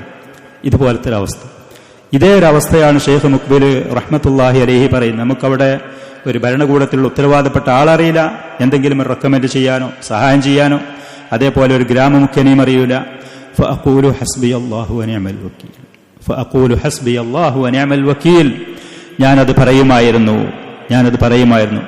വഇദാ ലുഖ്തു, എനിക്ക് മാനസികമായി ഇടുക്കവും പ്രയാസവും വരുമ്പോൾ ദഹബത്തു ഇലാ സൻഅ, ചിലപ്പോൾ സൻഅയിലേക്ക് പോകും, അതല്ലെങ്കിൽ ഹാഷിദിലേക്ക് പോകും, അല്ലെങ്കിൽ ദമാറിലേക്ക് പോയി. ഇതൊക്കെ യമനിലുള്ള ഓരോ പ്രദേശങ്ങളാണ്. വഹകദ ഇലാ തഅസ് വആബ് വൽഹുദൈദ ദഅവതൻ വസിയാറത്തൻ ലിൽ ഇഖ്വാനി ഫില്ലാ, അല്ലാഹുവിന്റെ ദീനുള്ള സഹോദരന്മാരെ സന്ദർശിച്ചുകൊണ്ടും അവന്റെ ദീനിലേക്കുള്ള ദഅവത്തായിക്കൊണ്ടും പോകുമായിരുന്നു. പരീക്ഷണങ്ങളുടെ തീച്ചൂളയിൽ മഹാനായ ആ പണ്ഡിതൻ കഴിച്ചുകൂട്ടി എന്നുള്ളത്. അങ്ങനെ ഏതാണെങ്കിലും അവിടെ വെച്ച് ആളുകൾ അവിടെ ഒരു മഅഹദ് സ്ഥാപിച്ച് ഷെയ്ഖിന് അവിടെ അധ്യാപനം നടത്താൻ സൗകര്യങ്ങൾ ചെയ്തു കൊടുത്തു. പിന്നീട് അവരുമായി ആശയ കാര്യങ്ങളിൽ അവർ ഇഖ്വാനുൽ മുസ്ലിമീന്റെ സ്വാധീനമുള്ളവരായിരുന്നു. അതിന്റെ പേരിൽ അവരുമായി അഭിപ്രായ വ്യത്യാസങ്ങൾ ഉണ്ടായി. ഷെയ്ഖ് ആ മഅഹദ് ഒഴിവാക്കി അദ്ദേഹം പള്ളിയിൽ വെച്ച് ദർസ് നടത്തുന്നതിൽ ഈ പറയുന്ന ദിമ്മാജിലുള്ള ചെറിയൊരു പള്ളി അദ്ദേഹത്തിന്റെ കുടുംബത്തിൽപ്പെട്ട ആളുകൾ അദ്ദേഹത്തിന് ഒരുക്കി കൊടുത്തു. അവിടെ വെച്ച് അദ്ദേഹം ദഅവത്ത് കുട്ടികൾക്ക് പഠിപ്പിച്ചു കൊണ്ട് അവിടെ അദ്ദേഹത്തിന്റെ ജീവിതം ആരംഭിച്ചു. അങ്ങനെ ലോകത്തിന്റെ നാനാഭാഗങ്ങൾ ഏറ്റവും ആദ്യം മിസ്റിൽ നിന്നൊക്കെയുള്ള ആളുകൾ അദ്ദേഹത്തിന്റെ അടുത്തേക്ക് ദീന് പഠിക്കാൻ വേണ്ടി വരവ് തുടങ്ങി. അങ്ങനെ ലോകത്തിന്റെ നാനാഭാഗത്തിൽ നിന്നും ഏകദേശം 7000-ഓളം വരുന്ന വിദ്യാർത്ഥികൾ ഷെയ്ഖ് മുഖ്ബിൽ റഹ്മത്തുള്ളാഹി അലൈഹി അമേരിക്കയിലേക്ക് ചികിത്സയ്ക്ക് വേണ്ടി പോകാൻ വേണ്ടി ശ്രമിക്കുന്ന സമയത്ത് അദ്ദേഹം വളരെ പ്രയാസകരമായ രോഗമായി വാർദ്ധക്യമായി എന്ന് പറഞ്ഞ സമയത്ത് അല്ലാമ മുഹമ്മദ് ബിൻ സാലിഹുൽ ഉസൈമീൻ റഹ്മത്തുള്ളാഹി അലൈഹി സൗദിയിലുണ്ടായിരുന്ന ഭരണാധികാരികളോട് ഇദ്ദേഹത്തിന്റെ കാര്യം അവതരിപ്പിക്കുകയും അദ്ദേഹത്തിന് നമ്മുടെ അയൽവാസിയാണ്, മഹാനായ പണ്ഡിതനാണ്, ഒരു സമയത്ത് നാട്ടിൽ നിന്ന് പുറത്താക്കപ്പെട്ട വ്യക്തിയാണ്. അല്ലാഹു സുബ്ഹാനഹു വ തആല അവന്റെ ദീനിന്റെ പേരിൽ ബഹുമാനിച്ചാദരിച്ച് സൗദിയിലുള്ള ഗവൺമെന്റ് പൂർണ്ണമായ സഹായങ്ങളും ആദരവുകളും ചെയ്ത് സൗദിയിലേക്ക് അദ്ദേഹത്തിനെ കൊണ്ടുവന്ന് ഇവിടെ വെച്ച് ചികിത്സിച്ചു, സൗദിയിൽ വെച്ച്. അതിന്റെ ശേഷം അവർ പറഞ്ഞു അമേരിക്കയിൽ പോയാൽ നല്ല ചികിത്സ നിങ്ങൾക്ക് ലഭിക്കുമെന്ന് പറഞ്ഞ് അദ്ദേഹം അമേരിക്കയിലേക്ക് ചികിത്സക്ക് പോയി. അതിന്റെ ശേഷം വീണ്ടും സൗദിയിലേക്ക് മടങ്ങി വന്നു ഹജ്ജ് നിർവഹിക്കാൻ വേണ്ടി. പക്ഷേ രണ്ടാമത് അദ്ദേഹം സൗദിയിൽ വന്ന് വീണ്ടും ചികിത്സയ്ക്ക് വേണ്ടി അമേരിക്കയിലേക്ക് പോകാൻ ശ്രമിച്ചപ്പോൾ അദ്ദേഹത്തിന് അതിന് അനുവാദം കിട്ടിയില്ല. അദ്ദേഹത്തിന് അനുവാദം കൊടുക്കാതിരിക്കാനുള്ള കാരണം അബൂ ഖാലിദ് ബാഖൈസ് എന്ന് പറയുന്ന ഷെയ്ഖ് ഫുആദിന്റെ ഒക്കെ കൂട്ടുകാരനായിട്ട് മീറാത്തുൽ അംബിയ എന്ന് പറയുന്ന ഒരു സലഫി ഒരു സൈറ്റ് ഉണ്ടായിരുന്നു കുറച്ചു മുമ്പ്. മീറാത്തുൽ അംബിയ നിങ്ങളാരും കേട്ടിട്ടുണ്ടോ എന്ന് പറയുന്നു. അതിന്റെ ഉടമസ്ഥനായിരുന്ന അബൂ ഖാലിദ് ബാഖൈസ് നമുക്ക് അറിയുന്ന സഹോദരനാണ്. അദ്ദേഹം പറഞ്ഞു ഷെയ്ഖ് മുഖ്ബിൽ രണ്ടാമത്തെ പ്രാവശ്യം അമേരിക്കയിൽ പോകാൻ വേണ്ടി ശ്രമിച്ചപ്പോൾ അദ്ദേഹത്തിന് അവർ അനുവാദം കൊടുക്കാതിരിക്കാൻ കാരണം ഷെയ്ഖ് മുഖ്ബിൽ ദിമ്മാജിലുള്ള സമയത്ത് അമേരിക്കയുടെ യമനിലുണ്ടായിരുന്ന സ്ഥാനപതി വനിത ബാർബറ എന്ന് പറയുന്ന പെണ്ണ് ആരാണ് ഈ സ്ഥാപനത്തിന്റെ ഉടമ, ആരാണ് ഇവിടുത്തെ പ്രധാനി, അദ്ദേഹത്തിന് എനിക്കൊന്ന് കാണണമെന്ന് പറഞ്ഞ് അലി അബ്ദുള്ള സാലിഹി എന്ന് പറയുന്ന യമനിലുണ്ടായിരുന്ന അന്നത്തെ പ്രസിഡന്റിനോട് അനുവാദം ചോദിച്ച് യമനിലുണ്ടായിരുന്ന പ്രമുഖരും പ്രധാനികളെയും കൂട്ടിയിട്ട് ദിമ്മാജി സന്ദർശിക്കാൻ വേണ്ടി വന്നു. അങ്ങനെ ദിമ്മാജിൽ വന്ന സമയത്ത് ഭരണാധികാരിയും അവിടെ ഉണ്ടായിരുന്ന ഗവർണറും അടക്കമുള്ള ആളുകൾ ഷെയ്ഖ് മുഖ്ബിലിനോട് ബർബറ എന്ന് പറയുന്ന അമേരിക്കൻ സ്ഥാനപതി അവർക്ക് നിങ്ങളെ നേരിട്ട് കാണണം, കാര്യങ്ങൾ സംസാരിക്കണമെന്ന് പറഞ്ഞു. ഷെയ്ഖ് മുഖ്ബിൽ പറഞ്ഞ അവരൊരു പെണ്ണാണെങ്കിൽ ഇവിടെ പെണ്ണുങ്ങളുടെ കിസ്മുണ്ട്, പള്ളിയുണ്ട്, സ്ഥാപനമുണ്ട്, അവിടെ പോയി കാര്യങ്ങൾ സംസാരിച്ച് അന്വേഷിച്ചോട്ടെ, എനിക്കവളെ മുഖം കൊടുക്കാൻ ഞാൻ സമ്മതിക്കുന്നില്ല എന്ന് പറഞ്ഞു. പല സമ്മർദ്ദങ്ങളും വന്നു ഷെയ്ഖ് മുഖ്ബിലിന്. പക്ഷെ അദ്ദേഹം പറഞ്ഞു ഞാനതിന് അനുവദിക്കുകയില്ല, എനിക്ക് സമ്മതമല്ല, അവൾക്ക് എന്നെ കാണണം, ഇവിടുത്തെ കാര്യങ്ങൾ ചോദിച്ചറിഞ്ഞ് മനസ്സിലാക്കണമെന്നുണ്ടെങ്കിൽ സമർത്ഥരായ അറബി അറിയുന്നവരുണ്ട്, ഇംഗ്ലീഷ് അറിയുന്ന വിദ്യാർത്ഥിനികളുണ്ട്, സ്ത്രീകളുണ്ട്, ആ ഭാഗത്തേക്ക് പോയിട്ട് അവൾ കാര്യങ്ങൾ അന്വേഷിക്കട്ടെ എന്ന് പറഞ്ഞു. ഏതാണെങ്കിലും ആ പറയുന്ന അംബാസഡർ ആ സ്ത്രീയെ കാണാൻ അനുവദിക്കാതിരുന്നപ്പോൾ അവർ ദേഷ്യം കൊണ്ട് ഈ മനുഷ്യനെ ഇനി അമേരിക്കയിൽ കാലുകുത്താൻ ഞാൻ അനുവദിക്കുകയില്ല എന്ന് പറഞ്ഞു. അങ്ങനെ ഷെയ്ഖ് മുഖ്ബിൽ റഹ്മത്തുള്ളാഹി അലൈഹി രണ്ടാമത്തെ പ്രാവശ്യം ചികിത്സയ്ക്ക് വേണ്ടി അമേരിക്കയിലേക്ക് അനുവാദം കിട്ടാതെ അദ്ദേഹം നേരെ ജർമ്മനിയിലേക്കാണ് പോയത് എന്നുള്ളത്. സൗദി ഗവൺമെന്റിന്റെ പൂർണ്ണമായ സഹായങ്ങളും സംരക്ഷണങ്ങളും മറ്റുള്ള എല്ലാവിധ സപ്പോർട്ടോടുകൂടെ ജർമ്മനിയിൽ പോയി. അങ്ങനെ അദ്ദേഹത്തിന്റെ ആരോഗ്യസ്ഥിതി വളരെ മോശമാവുകയും രണ്ടാമത് പിന്നെ ജിദ്ദയിലേക്ക് തിരിച്ചു വന്നു. ജർമ്മനിയിലുള്ള ഡോക്ടർമാർ വിദഗ്ധർ പറഞ്ഞു ഇദ്ദേഹത്തിന്റെ ചികിത്സയിന് സാധ്യത കുറവാണ്, നാട്ടിലേക്ക് തിരിച്ചു പോകുന്നതായിരിക്കും നല്ലത് എന്ന് പറഞ്ഞു. അങ്ങനെ ജിദ്ദയിലേക്ക് വന്നു. ജിദ്ദയിൽ വന്ന സമയത്ത് ജിദ്ദ എയർപോർട്ടിൽ അദ്ദേഹത്തിനെ സ്വീകരിക്കാൻ വേണ്ടി അമീർ നായിഫ് എന്ന് സൗദിയിലുണ്ടായിരുന്ന അമീർ നായിഫ് അടക്കമുള്ള ആളുകൾ, പ്രധാനികളായ പ്രമുഖരായ ആളുകൾ വരുന്ന ആ ഭാഗത്തിൽ കൂടെ അദ്ദേഹത്തിനെ എയർപോർട്ടിൽ പ്രവേശിപ്പിച്ചു വന്നിരിക്കുന്ന സമയത്ത് ഷെയ്ഖ് മുഖ്ബിൽ ചോദിച്ചത്രേ അമീർ നായിഫിനോട്, യാ അമീർ നായിഫ് ഐനല്ലാ, അമീർ നായിഫിനോട് ചോദിച്ചു അള്ളാഹു എവിടെയാണ്? ഷെയ്ഖ് മുഖ്ബിന്റെ രീതി അങ്ങനെയായിരുന്നു. ഭരണാധികാരികളാണെങ്കിലും ദീനിന്റെ കാര്യത്തിൽ അവരോട് കാര്യങ്ങൾ സംസാരിക്കുന്നു. അമീർ നായിഫ് റഹിമഹുല്ല അദ്ദേഹം പറഞ്ഞു ഷെയ്ഖ് മുഖ്ബിൽ അള്ളാഹു ഫിസ് സമാഇയാണ്, നമ്മൾ അവിശ്വാസക്കാരനാണ്, നമ്മളൊക്കെ സലഫികളാണ് എന്ന് പറഞ്ഞ് സന്തോഷിച്ചു എന്നുള്ളതൊക്കെ അദ്ദേഹത്തിന്റെ കൂടെ ഉണ്ടായിരുന്ന വിശ്വസ്തരായ സഹോദരന്മാരുടെ വിശ്വാസയോഗ്യമായ കാര്യങ്ങൾ, റിപ്പോർട്ടുകൾ നമുക്ക് അദ്ദേഹത്തിന്റെ തർജമയിൽ നോക്കിയാൽ കാണാൻ കഴിയും. ഏതാണെങ്കിലും മഹാനായ ആ പണ്ഡിതൻ ജിദ്ദയിൽ വെച്ചാണ് അദ്ദേഹം മരണപ്പെടുന്നത്. സൗദി ഗവൺമെന്റിന്റെ പൂർണ്ണമായ ബഹുമാന ആദരവോടുകൂടി ഒരു സമയത്ത് പുറത്താക്കപ്പെട്ട പണ്ഡിതൻ അല്ലാഹു സുബ്ഹാനഹു വ തആല അദ്ദേഹത്തിന്റെ ആദരവ് തിരിച്ചു കൊടുത്തു എന്നുള്ളതാണ്. പുറത്താക്കി നാട്ടിൽ പോയതിന്റെ ശേഷം അദ്ദേഹം അവിടെ വെച്ച് അള്ളാഹുവിന്റെ റസൂലിന്റെ സുന്നത്തിന്റെ വക്താവായി തലയുയർത്തിപ്പിടിച്ചു എന്നുള്ളതുമാണ്. ഏതാണെങ്കിലും റബീഉൽ ആഖിർ മാസത്തിൽ 1422 ഹിജറ വർഷത്തിൽ അദ്ദേഹം ജിദ്ദയിൽ വെച്ച് വഫാത്തായി. വദുഫിന ഫി മഖ്ബറത്തിൽ അദ്ലി ഫി മക്ക, മക്കയിലുള്ള അൽ അദ്ൽ എന്ന് പറയുന്ന ഖബർസ്ഥാനിയിൽ അദ്ദേഹത്തിന് മറമാടപ്പെട്ടു. അദ്ദേഹം മരിച്ച് അദ്ദേഹം വഫാത്തായ അദ്ദേഹത്തിന്റെ മയ്യത്ത് സംസ്കരണവുമായി ആ ദിവസത്തിൽ പങ്കെടുത്ത ആളുകൾ അതൊരു ചരിത്രപരമായ ദിവസമായിരുന്നു എന്ന് പങ്കെടുത്ത സഹോദരന്മാർ പലരും പറഞ്ഞത് നമുക്ക് ഓർമ്മയുണ്ട്. ധാരാളം ചില കിതാബുകളൊക്കെ ഷെയ്ഖ് മുഖ്ബിൽ റഹ്മത്തുള്ളാഹി അലൈഹിയും രേഖപ്പെടുത്തി. അദ്ദേഹത്തിന്റെ ധാരാളം ശിഷ്യന്മാരുണ്ട്. അദ്ദേഹത്തിനെ കുറിച്ച് ഈ പറയുന്ന പണ്ഡിതന്മാർ പലരും പ്രശംസിച്ച വിശേഷിപ്പിച്ച കാര്യങ്ങൾ അദ്ദേഹത്തിന്റെ തർജ്ജമയിലൊക്കെ നമുക്ക് കാണാൻ കഴിയും. ഷെയ്ഖ് മുഖ്ബിൽ റഹ്മത്തുള്ളാഹി അലൈഹി പറഞ്ഞ ചില വാക്കുകൾ അദ്ദേഹം പറഞ്ഞു, ഇന്നമാ യർഫഉല്ലാഹു ശഖ്സ ബിഖദ്രി തമസ്സുകിഹി ബിസുന്നത്തി റസൂലി സല്ലല്ലാഹു അലൈഹി വസല്ലം. ഒരു മനുഷ്യൻ അള്ളാഹുവിന്റെ റസൂലിന്റെ സുന്നത്തി എങ്ങനെ മുറുകെ പിടിക്കുന്നു അതനുസരിച്ചാണ് അള്ളാഹു ആ മനുഷ്യന് ഉയർച്ചയും ഇസ്സത്തും പ്രതാപം നൽകുക. മറ്റൊരു സ്ഥലത്ത് അദ്ദേഹം പറഞ്ഞു, അൻസഹു ഇഖ്വാനി ഫില്ലാഹി അഹ്ലു സുന്ന, എന്റെ സഹോദരന്മാരായ അഹ്ലു സുന്നയോട് എനിക്കുള്ള നസീഹത്ത് ബിൽ ഇഖ്ബാരി അലൽ ഇൽമി നാഫിഇ, ഉപകാരപ്രദമായ ഇൽമ് അത് തേടാൻ അതിലേക്ക് മുന്നിടണം എന്നുള്ളത്. വസ്സുദ്ഖി മഅല്ലാഹി വൽ ഇഖ്ലാസ്, അള്ളാഹുവിനോട് കൂടെ മുഖ്ലിസീങ്ങളായി സാദിഖീങ്ങളായി നിൽക്കണം എന്നുള്ളതുമാണ് എന്ന് പറഞ്ഞു. ഷെയ്ഖ് റഹിമഹുള്ള പറഞ്ഞു, അരിഫുന്നാസ സുന്ന ഫമാ ദൂന സുന്നത്തി ബാത്തിലുൻ, ആളുകൾക്ക് നിങ്ങൾ സുന്നത്ത് പഠിപ്പിച്ചു കൊടുക്കുക, അള്ളാഹുവിന്റെ റസൂലിന്റെ സുന്നത്തിൻ്റെതാണെന്ന് പഠിപ്പിച്ചു കൊടുക്കുക. ഫമാ ദൂന സുന്നത്തി ബാത്തിൽ, സുന്നത്തല്ലാത്തതൊക്കെ അത് അസത്യമാണ്, അത് നമ്മൾ അതിന് വില കൊടുക്കേണ്ട ആവശ്യമില്ല, സുന്നത്തിന് പ്രാധാന്യം കൊടുക്കുക. മറ്റൊരു സ്ഥലത്ത് മഹാനായ ആ പണ്ഡിതൻ പറഞ്ഞു, ഇദാ തസ്വംത ബില്ലാഹ്, നീ അള്ളാഹുവിനെ മുറുകെ പിടിച്ച് ജീവിക്കുന്ന പക്ഷം, അള്ളാഹുവിനെ തവക്കുലാക്കി അവനെ പ്രതീക്ഷിച്ച് അള്ളാഹുവിനോട് സഹായത്തെ തേടി അള്ളാഹുവിൽ മുറുകെ പിടിച്ച് നീ ജീവിക്കുന്ന പക്ഷം, ലൗ അന്ന ജമീഅ മാ ഫിൽ കൗനി തആമറു അലൈക്, ലോകത്തുള്ളവർ മുഴുവനും നിനക്ക് എതിരായിക്കൊണ്ട് അവരെല്ലാവരും ഒരുമിച്ച് കൂടിയാൽ പോലും ലജഅലല്ലാഹു ലക ഫറജൻ വ മഖ്റജാ, നിനക്ക് രക്ഷപ്പെടാൻ ഒരു പോം വഴി, നീ അകപ്പെട്ട പ്രതിസന്ധിയിൽ നിന്ന് പുറത്തു കടക്കാനുള്ളൊരു വഴി അള്ളാഹു നിനക്കുണ്ടാക്കി തരും. ഇതാണ് അള്ളാഹുവിന്റെ ദീനുമായി മുന്നോട്ട് പോകുമ്പോൾ നാം കൈമുതലായി കരുതേണ്ട ശക്തമായ ആയുധം ഇതാണ്. അള്ളാഹുവിൽ തവക്കുലാക്കി അള്ളാഹുവിനെ മുറുകെ പിടിച്ച് അവനിൽ പ്രതീക്ഷ അർപ്പിച്ച് അള്ളാഹുവിനോട് സഹായത്തെ തേടി മുന്നോട്ട് പോവുക എന്നുള്ളത്, അള്ളാഹുവിന്റെ ദീന് അത് മുറുകെ പിടിക്കുക എന്നുള്ളതും. അള്ളാഹു സുബ്ഹാനഹു വ തആല അങ്ങനത്തെ ആളുകൾക്ക് ഈ ലോകത്തുള്ളവർ മുഴുവനും അവർക്കെതിരായിട്ട് അവരിറങ്ങിയാലും അവര് പ്രവർത്തിച്ചാലും ഏത് കുതന്ത്രങ്ങൾ അവർ പയറ്റിയാലും ഇവർക്ക് രക്ഷപ്പെടാനുള്ളൊരു മാർഗം, ഒരു പോംവഴി അള്ളാഹു സുബ്ഹാനഹു വ തആല ഉണ്ടാക്കി കൊടുക്കും. അള്ളാഹു നമുക്ക് സഹായം നൽകുമാറാവട്ടെ. മറ്റ് ഒരു പണ്ഡിതൻ ഞാൻ നിങ്ങളോട് പറഞ്ഞത് മുഹമ്മദ് അമാനുൽ ജാമി റഹ്മഹുല്ലാ, മുഹമ്മദ് അമാനുൽ ജാമി ആഫ്രിക്കയിൽ നിന്നാണ് അദ്ദേഹം വന്നത്. അദ്ദേഹം ഈ പറയുന്ന സാലിഹുൽ ഫൗസാൻ, അതേപോലെ തന്നെ റബീഉ ഇബ്നു ഹാദി, ഇന്ന് ജീവിച്ചിരിക്കുന്ന കിബാറുകളായിട്ടുള്ള ഈ പണ്ഡിതന്മാർ, ഈ അടുത്ത് മരണപ്പെട്ടവരുമല്ലാത്തവരുമായ അവരുടെയൊക്കെ ഷെയ്ഖും ഉസ്താദുമായി മദീനയിലുള്ള ജാമിയത്തുൽ ഇസ്ലാമിയിലും അതേപോലെ തന്നെ റിയാദിലും ജിസാനിലുള്ള സാമത്തയിലൊക്കെ അധ്യാപനം നടത്തിയ മഹാനായ പണ്ഡിതനാണ്. ചില ഇഖ്വാനികളും സുറൂരികളും അദ്ദേഹത്തെക്കുറിച്ച് ജാമി യഥാർത്ഥ സലഫികളെ പരിഹസിച്ചുകൊണ്ട് ജാമി എന്ന് പറയുന്നത് ഒരു പക്ഷേ നിങ്ങൾ കേട്ടിട്ടുണ്ടാകും. ഇദ്ദേഹത്തെ പരിഹസിച്ചുകൊണ്ട് ആദരണീയനായ ബഹുമാന്യനായ വിശ്വാസപരമായ കാര്യങ്ങളിൽ വളരെ ശക്തമായ കൃത്യമായ അധ്യാപനങ്ങളും നിലപാടുകളുമുള്ള മഹാനായ പണ്ഡിതനാണ് മുഹമ്മദ് അമാനുൽ ജാമി റഹിമഹുല്ല.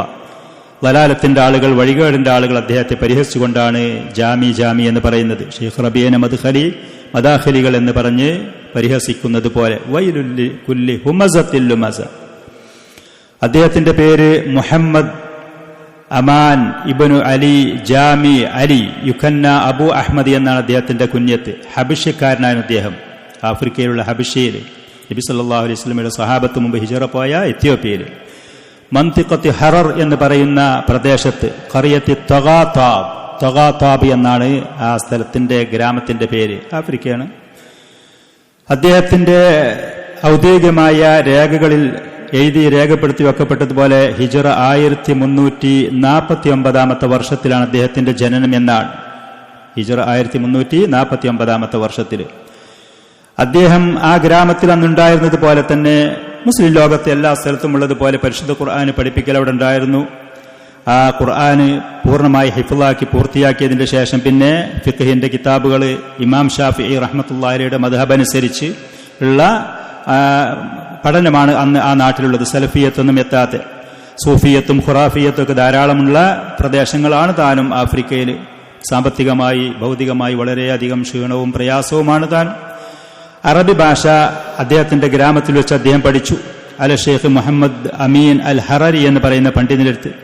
അങ്ങനെ പിന്നെ സ്വന്തം ഗ്രാമത്തിൽ വെച്ച് പഠിച്ചാൽ നമ്മുടെ നാട്ടിലൊക്കെ ഖുറാഫികൾ പള്ളി ദർസുകളിലേക്ക് സ്വീകരിക്കുന്നത് പോലെ കുറച്ച് മുതിർന്നാൽ കുട്ടികൾ പിന്നെ മറ്റ് ഗ്രാമങ്ങളിൽ പോയിട്ട് പഠനം നടത്തുക എന്നുള്ളതാണ്. ഇതാണ് ആ രീതി. അവരുടെ നാട്ടിലും അങ്ങനെയായിരുന്നു.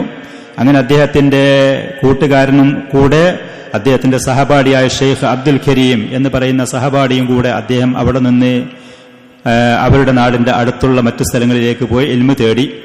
അതിന്റെ ശേഷം പിന്നീട് സൗദിയിൽ പോകുക എന്നുള്ള ആഗ്രഹം അവർക്ക് ജനിച്ചു എന്നുള്ളതാണ്. സൗദിയിൽ പോകുക അങ്ങനെ രണ്ടുപേരും കൂടി അവിടെ ഉണ്ടായിരുന്ന ഷെയ്ഖ് മൂസ എന്ന് പറയുന്ന ഒരു പണ്ഡിതനുണ്ടായിരുന്നു. അവിടെ പോയിട്ട് ചില പുസ്തകങ്ങൾ കിതാബുകൾ പഠിച്ചു. അതിന്റെ ശേഷം സൗദി അറേബ്യയിലേക്ക് പോകാൻ വേണ്ടി അവർ തീരുമാനിച്ചു. മക്കയിൽ പോയി ഹജ്ജ് ചെയ്യാനും അവിടെ പോയി പണ്ഡിതന്മാരെടുത്ത് പോയി ഇൽമു തേടാനും. ഇതാണ് അവർ ആഗ്രഹം വന്നത്. അങ്ങനെ ഫഖറജ മിനൽ ഹബശത്തി ഇല സോമാൽ, ഹബശയിൽ എത്യോപ്യയിൽ നിന്ന് ഏറ്റവും ആദ്യം സോമാലിയിലേക്ക് പോയി. അവിടെ നിന്നാണ് പിന്നെ യമനിലേക്ക് ഉള്ള ബോർഡറുകൾ ഉള്ളത്. അങ്ങനെ സോമാലിൽ ചെന്ന് ഫറക്കിബ അൽ ബഹറ, അങ്ങനെ അവര് അവിടെ ചെന്ന് കപ്പലിൽ കയറി മുത്തവജ്ജിഹീന ഇല അദൻ, യമനിലുള്ള അദൻ എന്ന് പറയുന്ന ആ പട്ടണത്തിലേക്ക് ഉദ്ദേശിച്ചുകൊണ്ട് ഹൈതു വാജഹതുഹുമാ മസാഇബു വ മഖാതിറു ഫിൽ ബഹർ വൽ ബർ, കരയിലും കടലിലും ധാരാളം ഭീഷണികളും പ്രയാസങ്ങളും അവർക്ക് നേരിടേണ്ടി വന്നു. ചെറിയ കപ്പലുകളായിരിക്കും, പായക്കപ്പലുകളായിരിക്കും, മറ്റുള്ള സൗകര്യങ്ങൾ കുറവായിരിക്കും, ധാരാളം ആളുകളുണ്ടാകും, ഇതുപോലത്തെ പ്രയാസങ്ങൾ പലതും. അങ്ങനെ ഏതാണെങ്കിലും അവർ അദനിലെത്തി യമനിൽ. സുമ്മ സാറ ഇലൽ ഹുദൈദ സൈറൻ അലൽ അഖ്ദാം, നടന്നുകൊണ്ട് അവർ ഹുദൈദയിലേക്ക്. അവരുടെ കയ്യിൽ സാമ്പത്തികമായി കഴിവും പ്രാപ്തിയൊന്നുമില്ല. യമൻ അദനിൽ നിന്ന് ഹുദൈദ ഒരുപാട് ദൂരമുള്ള കിലോമീറ്ററുകൾ നടന്നുകൊണ്ട് അവിടെ എത്തി. ഫസാമ ഷഹ്റ റമളാൻ, അവിടെ വെച്ച് നോമ്പ് മാസമായിരുന്നു, നോമ്പ് അനുഷ്ഠിച്ചു, അവിടെ കഴിച്ചുകൂട്ടി. ഫിഹ, അവിടെ വെച്ച് ഇതിന്റെ ഇടയിലൊക്കെ ചില തൊഴിലുകളും ജോലികളൊക്കെ ചെയ്തുകൊണ്ടാണ് ഇവർ അവർക്കുള്ള സാമ്പത്തികമായ കാര്യങ്ങൾ സംഘടിപ്പിക്കൽ. മുൻഗാമികളായ ഇമാമികൾ പലരും യാത്ര ചെയ്തിരുന്ന അങ്ങനെയായിരുന്നു. അങ്ങനെ റമളാൻ മാസം കഴിഞ്ഞതിന് ശേഷം സുമ്മ ഖാദറ ഇല സഊദിയ, സൗദിയിലേക്ക് എത്തി.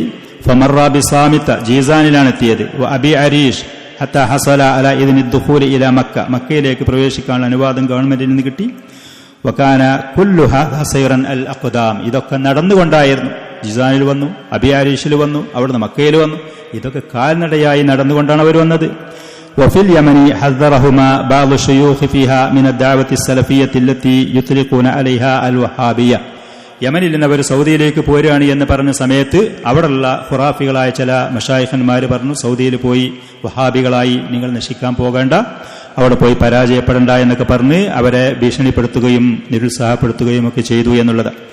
അങ്ങനെ ഏതാണെങ്കിലും 1369 വർഷത്തിൽ ഹജ്ജ് കർമ്മം മഹത്തായ ആ ഇബാദത്ത് അവർ നിർവഹിച്ചു.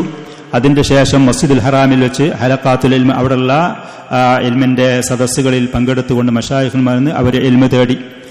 അന്ന് അവിടെ ഉണ്ടായിരുന്ന അബ്ദുർ റസാഖ് ഹംസ എന്ന് പറയുന്ന ഈജിപ്ഷ്യനായിരുന്ന അന്ധനായിരുന്ന പണ്ഡിതനുണ്ടായിരുന്നു. മഹാനായ പണ്ഡിതനായിരുന്നു അദ്ദേഹം. ആദർശത്തിന്റെ മൻഹജിന്റെ കാര്യത്തിൽ നല്ല കണിഷ്ഠതയുള്ള ആളായിരുന്നു അദ്ദേഹത്തിന്റെ ശിഷ്യത്വത്തിൽ. അതേപോലെ അബ്ദുൽ ഹഖുൽ ഹാഷിമി, അഷേഖ് മുഹമ്മദ് അബ്ദുള്ള സുമാലി, ആഫ്രിക്കയിൽ നിന്ന് ഈ പറയുന്ന പല ആളുകളും. അതിന്റെ കൂട്ടത്തിൽ മക്കയിൽ വെച്ച് സമാഹത്തുൽ Sheikh Abdul Aziz bin Baz റഹ്മത്തുള്ളാഹിയെ പരിചയപ്പെട്ടു എന്നുള്ളത്. മക്കയിൽ വെച്ച് പരിചയപ്പെട്ടു. അങ്ങനെ പിന്നെ അബ്ദുൽ അസീസ് ബിൻ ബാസ് റഹ്മത്തുള്ളാഹി റിയാദിലേക്ക് പോകുന്ന സമയത്ത് അദ്ദേഹത്തിന്റെ കൂടെ റിയാദിലേക്ക് പോയി.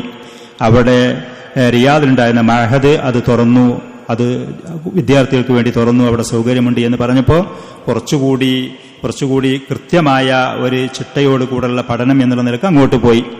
വകുല്ലു ദാലിക ഫി അവാഇലി അസ്സബഈനാത്തിൽ ഹിജ്രിയ്യ, ഹിജ്റ 1700 ആ തുടക്കത്തിൽ. വമിമ്മൻ സാമലഹു ഫി ദിറാസത്തിഹി അത്താനിയത്ത് ബിൽ മഅഹദ് ഷെയ്ഖ് അബ്ദുൽ മുഹ്സിൻ അൽ അബ്ബാദ്, മദീനയിലുള്ള അബ്ദുർ റസാഖുൽ ബദർ ഹഫിളഹുല്ല, അദ്ദേഹത്തിന്റെ പിതാവായ അബ്ദുൽ മുഹ്സിൻ ബിൻ ഹമദുൽ അബ്ബാദി എന്ന് പറയുന്ന മഹാനായ പ്രായാധിക്യമുള്ള ആ പണ്ഡിതൻ ഈ പറയുന്ന റിയാദിലുണ്ടായിരുന്ന മഅഹദില് ഷെയ്ഖ് മുഹമ്മദ് അമാനുൽ ജാമിയുടെ സഹപാഠിയായിരുന്നു എന്നർത്ഥം. സഹപാഠിയായിരുന്നു. അതേപോലെ തന്നെ ഫളീലത്തു ഷെയ്ഖ് അലി ബിൻ മുഹന്നൽ ഖാദി ബിൽ മഹ്കമ ശർഇയ്യ അൽ കുബ്ര, മദീനയിലുണ്ടായിരുന്ന വലിയ കോടതിയിലുണ്ടായിരുന്ന ഖാദിയായ ഷെയ്ഖ് അലി ബിൻ മുഹന്ന, ഈ പറയുന്ന ആളുകൾക്കുണ്ടായിരുന്നു.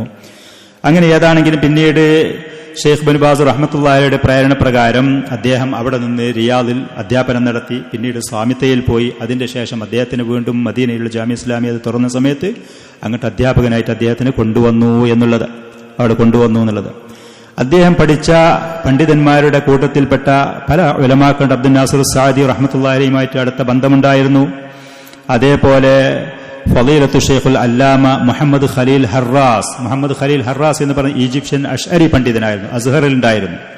അങ്ങനെ അദ്ദേഹത്തിനോട് അസ്ഹറിലുണ്ടായിരുന്ന ആളുകൾ ഷെയ്ഖുൽ ഇസ്ലാം ഇബ്നു തൈമിയ റഹ്മത്തുള്ളാഹി അലൈഹി വിമർശിക്കുന്ന ഒരു റിസാല, ഒരു മുഹാദറ അദ്ദേഹത്തിനോട് നടത്താൻ വേണ്ടി അവിടുന്ന് ആവശ്യപ്പെടുകയാണ്, ഇബ്നു തൈമിയെ വിമർശിക്കാൻ വേണ്ടിയിട്ട്. അങ്ങനെ 1-2 മാസത്തോളം ഇബ്നു തൈമിയയുടെ ഗ്രന്ഥങ്ങൾ മുഹമ്മദ് ഖലീൽ ഹറാസ്, അസ്ഹരി പണ്ഡിതൻ, അഷ്അരി പണ്ഡിതൻ, അഖ്ലാനി പണ്ഡിതൻ, അദ്ദേഹം ആ പുസ്തകങ്ങൾ പഠനം നടത്തി. ഇബ്നു തൈമിയയുടെ ഗ്രന്ഥങ്ങൾ പഠിക്കും തോറും സത്യം ഇബ്നു തൈമിയയുടെ ഭാഗത്താണ്, നമ്മുടെ ഭാഗത്ത് ബാത്തിലാണ് എന്ന് അദ്ദേഹത്തിന് മനസ്സിലായി. 2 മാസങ്ങൾ അദ്ദേഹം ആ പുസ്തകങ്ങൾ പഠനം നടത്തി. മുഹാദിറയുടെ സദസ്സിൽ വന്നിട്ട് ഷെയ്ഖുൽ ഇസ്ലാം ഇബ്നു തൈമിയത്തു സലഫി എന്ന് പറയുന്ന ബൃഹത്തായ 2 മണിക്കൂർ സമയമുള്ള ഒരു മുഹാദറ അസ്ഹറിന്റെ അങ്കണത്തിൽ വെച്ച് അദ്ദേഹം നടത്തി. അവിടെയുള്ള വിദ്യാർത്ഥികൾ സന്തോഷം കൊണ്ട് തക്ബീറുകൾ പറഞ്ഞിട്ടും ദീനിന്റെ ശരിയായ സുന്നത്തിന്റെ രീതി അറിയാത്ത ആളുകൾ കൈകൊട്ടിക്കൊണ്ട് മഹാനായ പണ്ഡിതനെ പ്രോത്സാഹിപ്പിച്ചു. മുഹമ്മദ് ഖലീൽ ഹറാസ് അതിന്റെ ശേഷം യഥാർത്ഥ ഒരു സലഫി പണ്ഡിതനാവുകയും മദീന യൂണിവേഴ്സിറ്റി അധ്യാപകനായി വരാനുള്ള തൗഫീഖ് അള്ളാഹു അദ്ദേഹത്തിന് നൽകുകയും ചെയ്തു. ഇതൊക്കെയാണ് മുഹമ്മദ് അമാനുൽ ജാമി റഹ്മത്തുള്ളാഹി അലൈഹിയുടെ തർജമകൾ ചുരുങ്ങിയ നിലക്ക്. അദ്ദേഹം മരിക്കുന്ന സമയത്ത് അഖീദത്തു സലഫിയ മുറുകെ പിടിക്കാനും അതേപോലെ തന്നെ പണ്ഡിതന്മാരോടുള്ള ആദരവും ബഹുമാനം അത് നിലനിർത്താനും തലബുൽ ഇൽമിലായി മുസ്ലിമീങ്ങളായ ആളുകൾ അതിന് പ്രാധാന്യം കൊടുക്കാനും വേണ്ടി വസിയത്ത് ചെയ്തതിന്റെ ശേഷമാണ് അദ്ദേഹം മദീനയിൽ വെച്ച് വഫാത്താകുന്നത്. റഹിമഹുല്ലാഹു റഹ്മത്തൻ വാസിയ. മഹാനായ ആ പണ്ഡിതന്റെ 1-2 വാക്കുകൾ കൂടി പറഞ്ഞ് ഞാൻ എന്റെ സംസാരം അവസാനിപ്പിക്കുന്നു. അദ്ദേഹം ഒരിക്കൽ പറഞ്ഞു, മിമ്മാ യുഖഫിഫു അലൈക മാ തുആനി മിനൽ ഫിതനി വശുബഹ. സമൂഹത്തിൽ ഇന്ന് ജീവിക്കുമ്പോൾ ഒരുപാട് ഫിത്നകളും കുഴപ്പങ്ങളും ഒരുപാട് ആശയക്കുഴപ്പങ്ങളും അങ്ങനെ ഒരാൾ പ്രയാസപ്പെടുന്നുണ്ടെങ്കിൽ അതിന് ഒരു ലഘൂകരണം, ആശ്വാസം ഒരാൾക്ക് ലഭിക്കാനുള്ള ഏറ്റവും നല്ല മാർഗം അൽ ഇഷ്തിഗാലു ബിൽ ഇബാദത്തി, ഇബാദത്ത് നിർവഹിച്ചുകൊണ്ട് അതിൽ ശുഗലാകുക എന്നുള്ളത്. ഫർളും സുന്നത്തുമായ ഇബാദത്തുകൾ വർദ്ധിപ്പിക്കുക. വഅദമുൽ ഖൗദി ഫി സിയാസ, രാഷ്ട്രീയ കാര്യങ്ങളിൽ ആവശ്യമില്ലാത്ത കാര്യങ്ങളിൽ ഇടപെടാനും അതിൽ ചർച്ച ചെയ്യാനും അതിനെക്കുറിച്ച് സംസാരിക്കാനും കാര്യങ്ങളും പോകാതിരിക്കുക എന്നുള്ളതാണ്. മറ്റൊരു സ്ഥലത്ത് അദ്ദേഹം പറഞ്ഞു, ഖൈറുൽ ലിൽ ഇൻസാനി ഫി ഹാദിഹിൽ അയ്യാം, ഈ കാലഘട്ടത്തിൽ ഒരു മനുഷ്യന് ഏറ്റവും നല്ലത് അൻ യുലാസിമൽ ഉസ്ല, ആളുകളെ വെടിഞ്ഞുകൊണ്ട് ഒഴിഞ്ഞുകൊണ്ട് ഒരു സ്ഥലത്ത് കഴിച്ചുകൂട്ടുക എന്നുള്ളതാണ്. മാലം യജിദ് മജാലൽ ലിൽ മുഖാലത്തത്തിൻ നാഫിയ, ഉപകാരപ്രദമായി ആളുകളുമായി സഹവസിക്കുന്നത് കൊണ്ട് ഉപകാരമില്ലാത്ത കാലത്തോളം. ഇൽമിന്റെ സദസ്സുകളുണ്ട്, മുഅ്മിനീങ്ങളുണ്ട്, അങ്ങനത്തെ സദസ്സുകളിൽ പോകണ്ട എന്നുള്ളതല്ല. ഉപകാരമില്ലാത്ത സദസ്സുകളാണെങ്കിൽ അതിൽ നിന്ന് പൂർണ്ണമായി മാറി ഒഴിഞ്ഞു പോകുക എന്നുള്ളതാണ് ഒരു മനുഷ്യന് ഈ കാലഘട്ടത്തിൽ ഏറ്റവും നല്ലത്. അതാണ് ഉപകാരപ്രദമായ സദസ്സുകളാണെങ്കിൽ നമ്മിൽ നിന്ന് അങ്ങോട്ടോ അതല്ലെങ്കിൽ അവിടെ നിന്ന് നമുക്ക് ഇങ്ങോട്ടോ ഉണ്ടെങ്കിൽ അവിടെ യാതൊരു സംശയമില്ല, അതാണ് ഏറ്റവും ശ്രേഷ്ഠമായത്. മറ്റൊരു സ്ഥലത്ത് അദ്ദേഹം പറഞ്ഞു, അത്തഅലീമു വാജിബുൻ വുജൂബൻ ഐനിയൻ ഫി ഹാദൽ വഖ്ത്, ദീനിന്റെ കാര്യങ്ങൾ പഠിക്കുക എന്നുള്ളത് ഈ കാലഘട്ടത്തിൽ ഫർള് ഐനാണ്, ഓരോ ആളുകളും പഠിക്കേണ്ടതാണ്. ലികസറത്തിൽ ഖൽത്തി വൽ ഖബത്തി വത്തൽബീസി വത്തളി, വഴികേട് ആളുകളെ പേപ്പിക്കലും ആശയക്കുഴപ്പങ്ങളും സത്യം അസത്യവും കൂട്ടിക്കുഴക്കലും ധാരാളമാണ്. അതുകൊണ്ട് മറ്റൊരു വാക്ക് അദ്ദേഹം പറഞ്ഞത്, അലൈന അൻ നഖൂലൽ ഹഖ്, സത്യം നമ്മൾ പറഞ്ഞേ മതിയാകൂ. വൽയഗ്ളബു മൻ യഗ്ളബ് വൽയർളാ മൻ യർളാ, ദേഷ്യപ്പെടുന്നവർ ദേഷ്യപ്പെട്ടോട്ടെ, തൃപ്തിപ്പെടുന്നവർ തൃപ്തിപ്പെട്ടോട്ടെ. വല്ലദീന തുലുബു റിളാഹു ഹുവല്ലാഹു വഹ്ദഹു, അല്ലാഹുവിന്റെ തൃപ്തി മാത്രമേ നമ്മൾ പ്രതീക്ഷിക്കുന്നുള്ളൂ, അതേ നമ്മൾ പ്രതീക്ഷിക്കേണ്ടതുള്ളൂ എന്ന് അല്ലാഹു സുബ്ഹാനഹു വ തആല നാം ഈ കേട്ടതും ഈ പറഞ്ഞതും സാലിഹായ അമലായി സ്വീകരിക്കുമാറാവട്ടെ. മഹാന്മാരായ ആദരണീയരായ ഈ പണ്ഡിതന്മാരും അതുപോലെ അഹ്ലു സുന്നത്തി വൽ ജമാഅത്തിന്റെ പണ്ഡിതന്മാർ കാണിച്ചു തന്ന ആ വഴിയിൽ സഞ്ചരിക്കാനും അതിൽ ജീവിച്ച് അള്ളാഹുവിനെ ത്വഅത്ത് ചെയ്ത് നിലനിന്ന് അതിലായി വഫാത്താകാനും മരണപ്പെടാനും അള്ളാഹുവിനെ ഈ പറയുന്ന അവന്റെ ഔലിയാക്കളോട് കൂടെ ജന്നാത്തുൽ ഫിർദൗസിൽ വെച്ച് അവനെ കാണാനും നമുക്ക് തൗഫീഖ് നൽകുമാറാവട്ടെ. ഹാദാ വസല്ലല്ലാഹു വസല്ലം വബാറക അലാ നബിയിന മുഹമ്മദിൻ വആലിഹി വഅസ്ഹാബിഹി.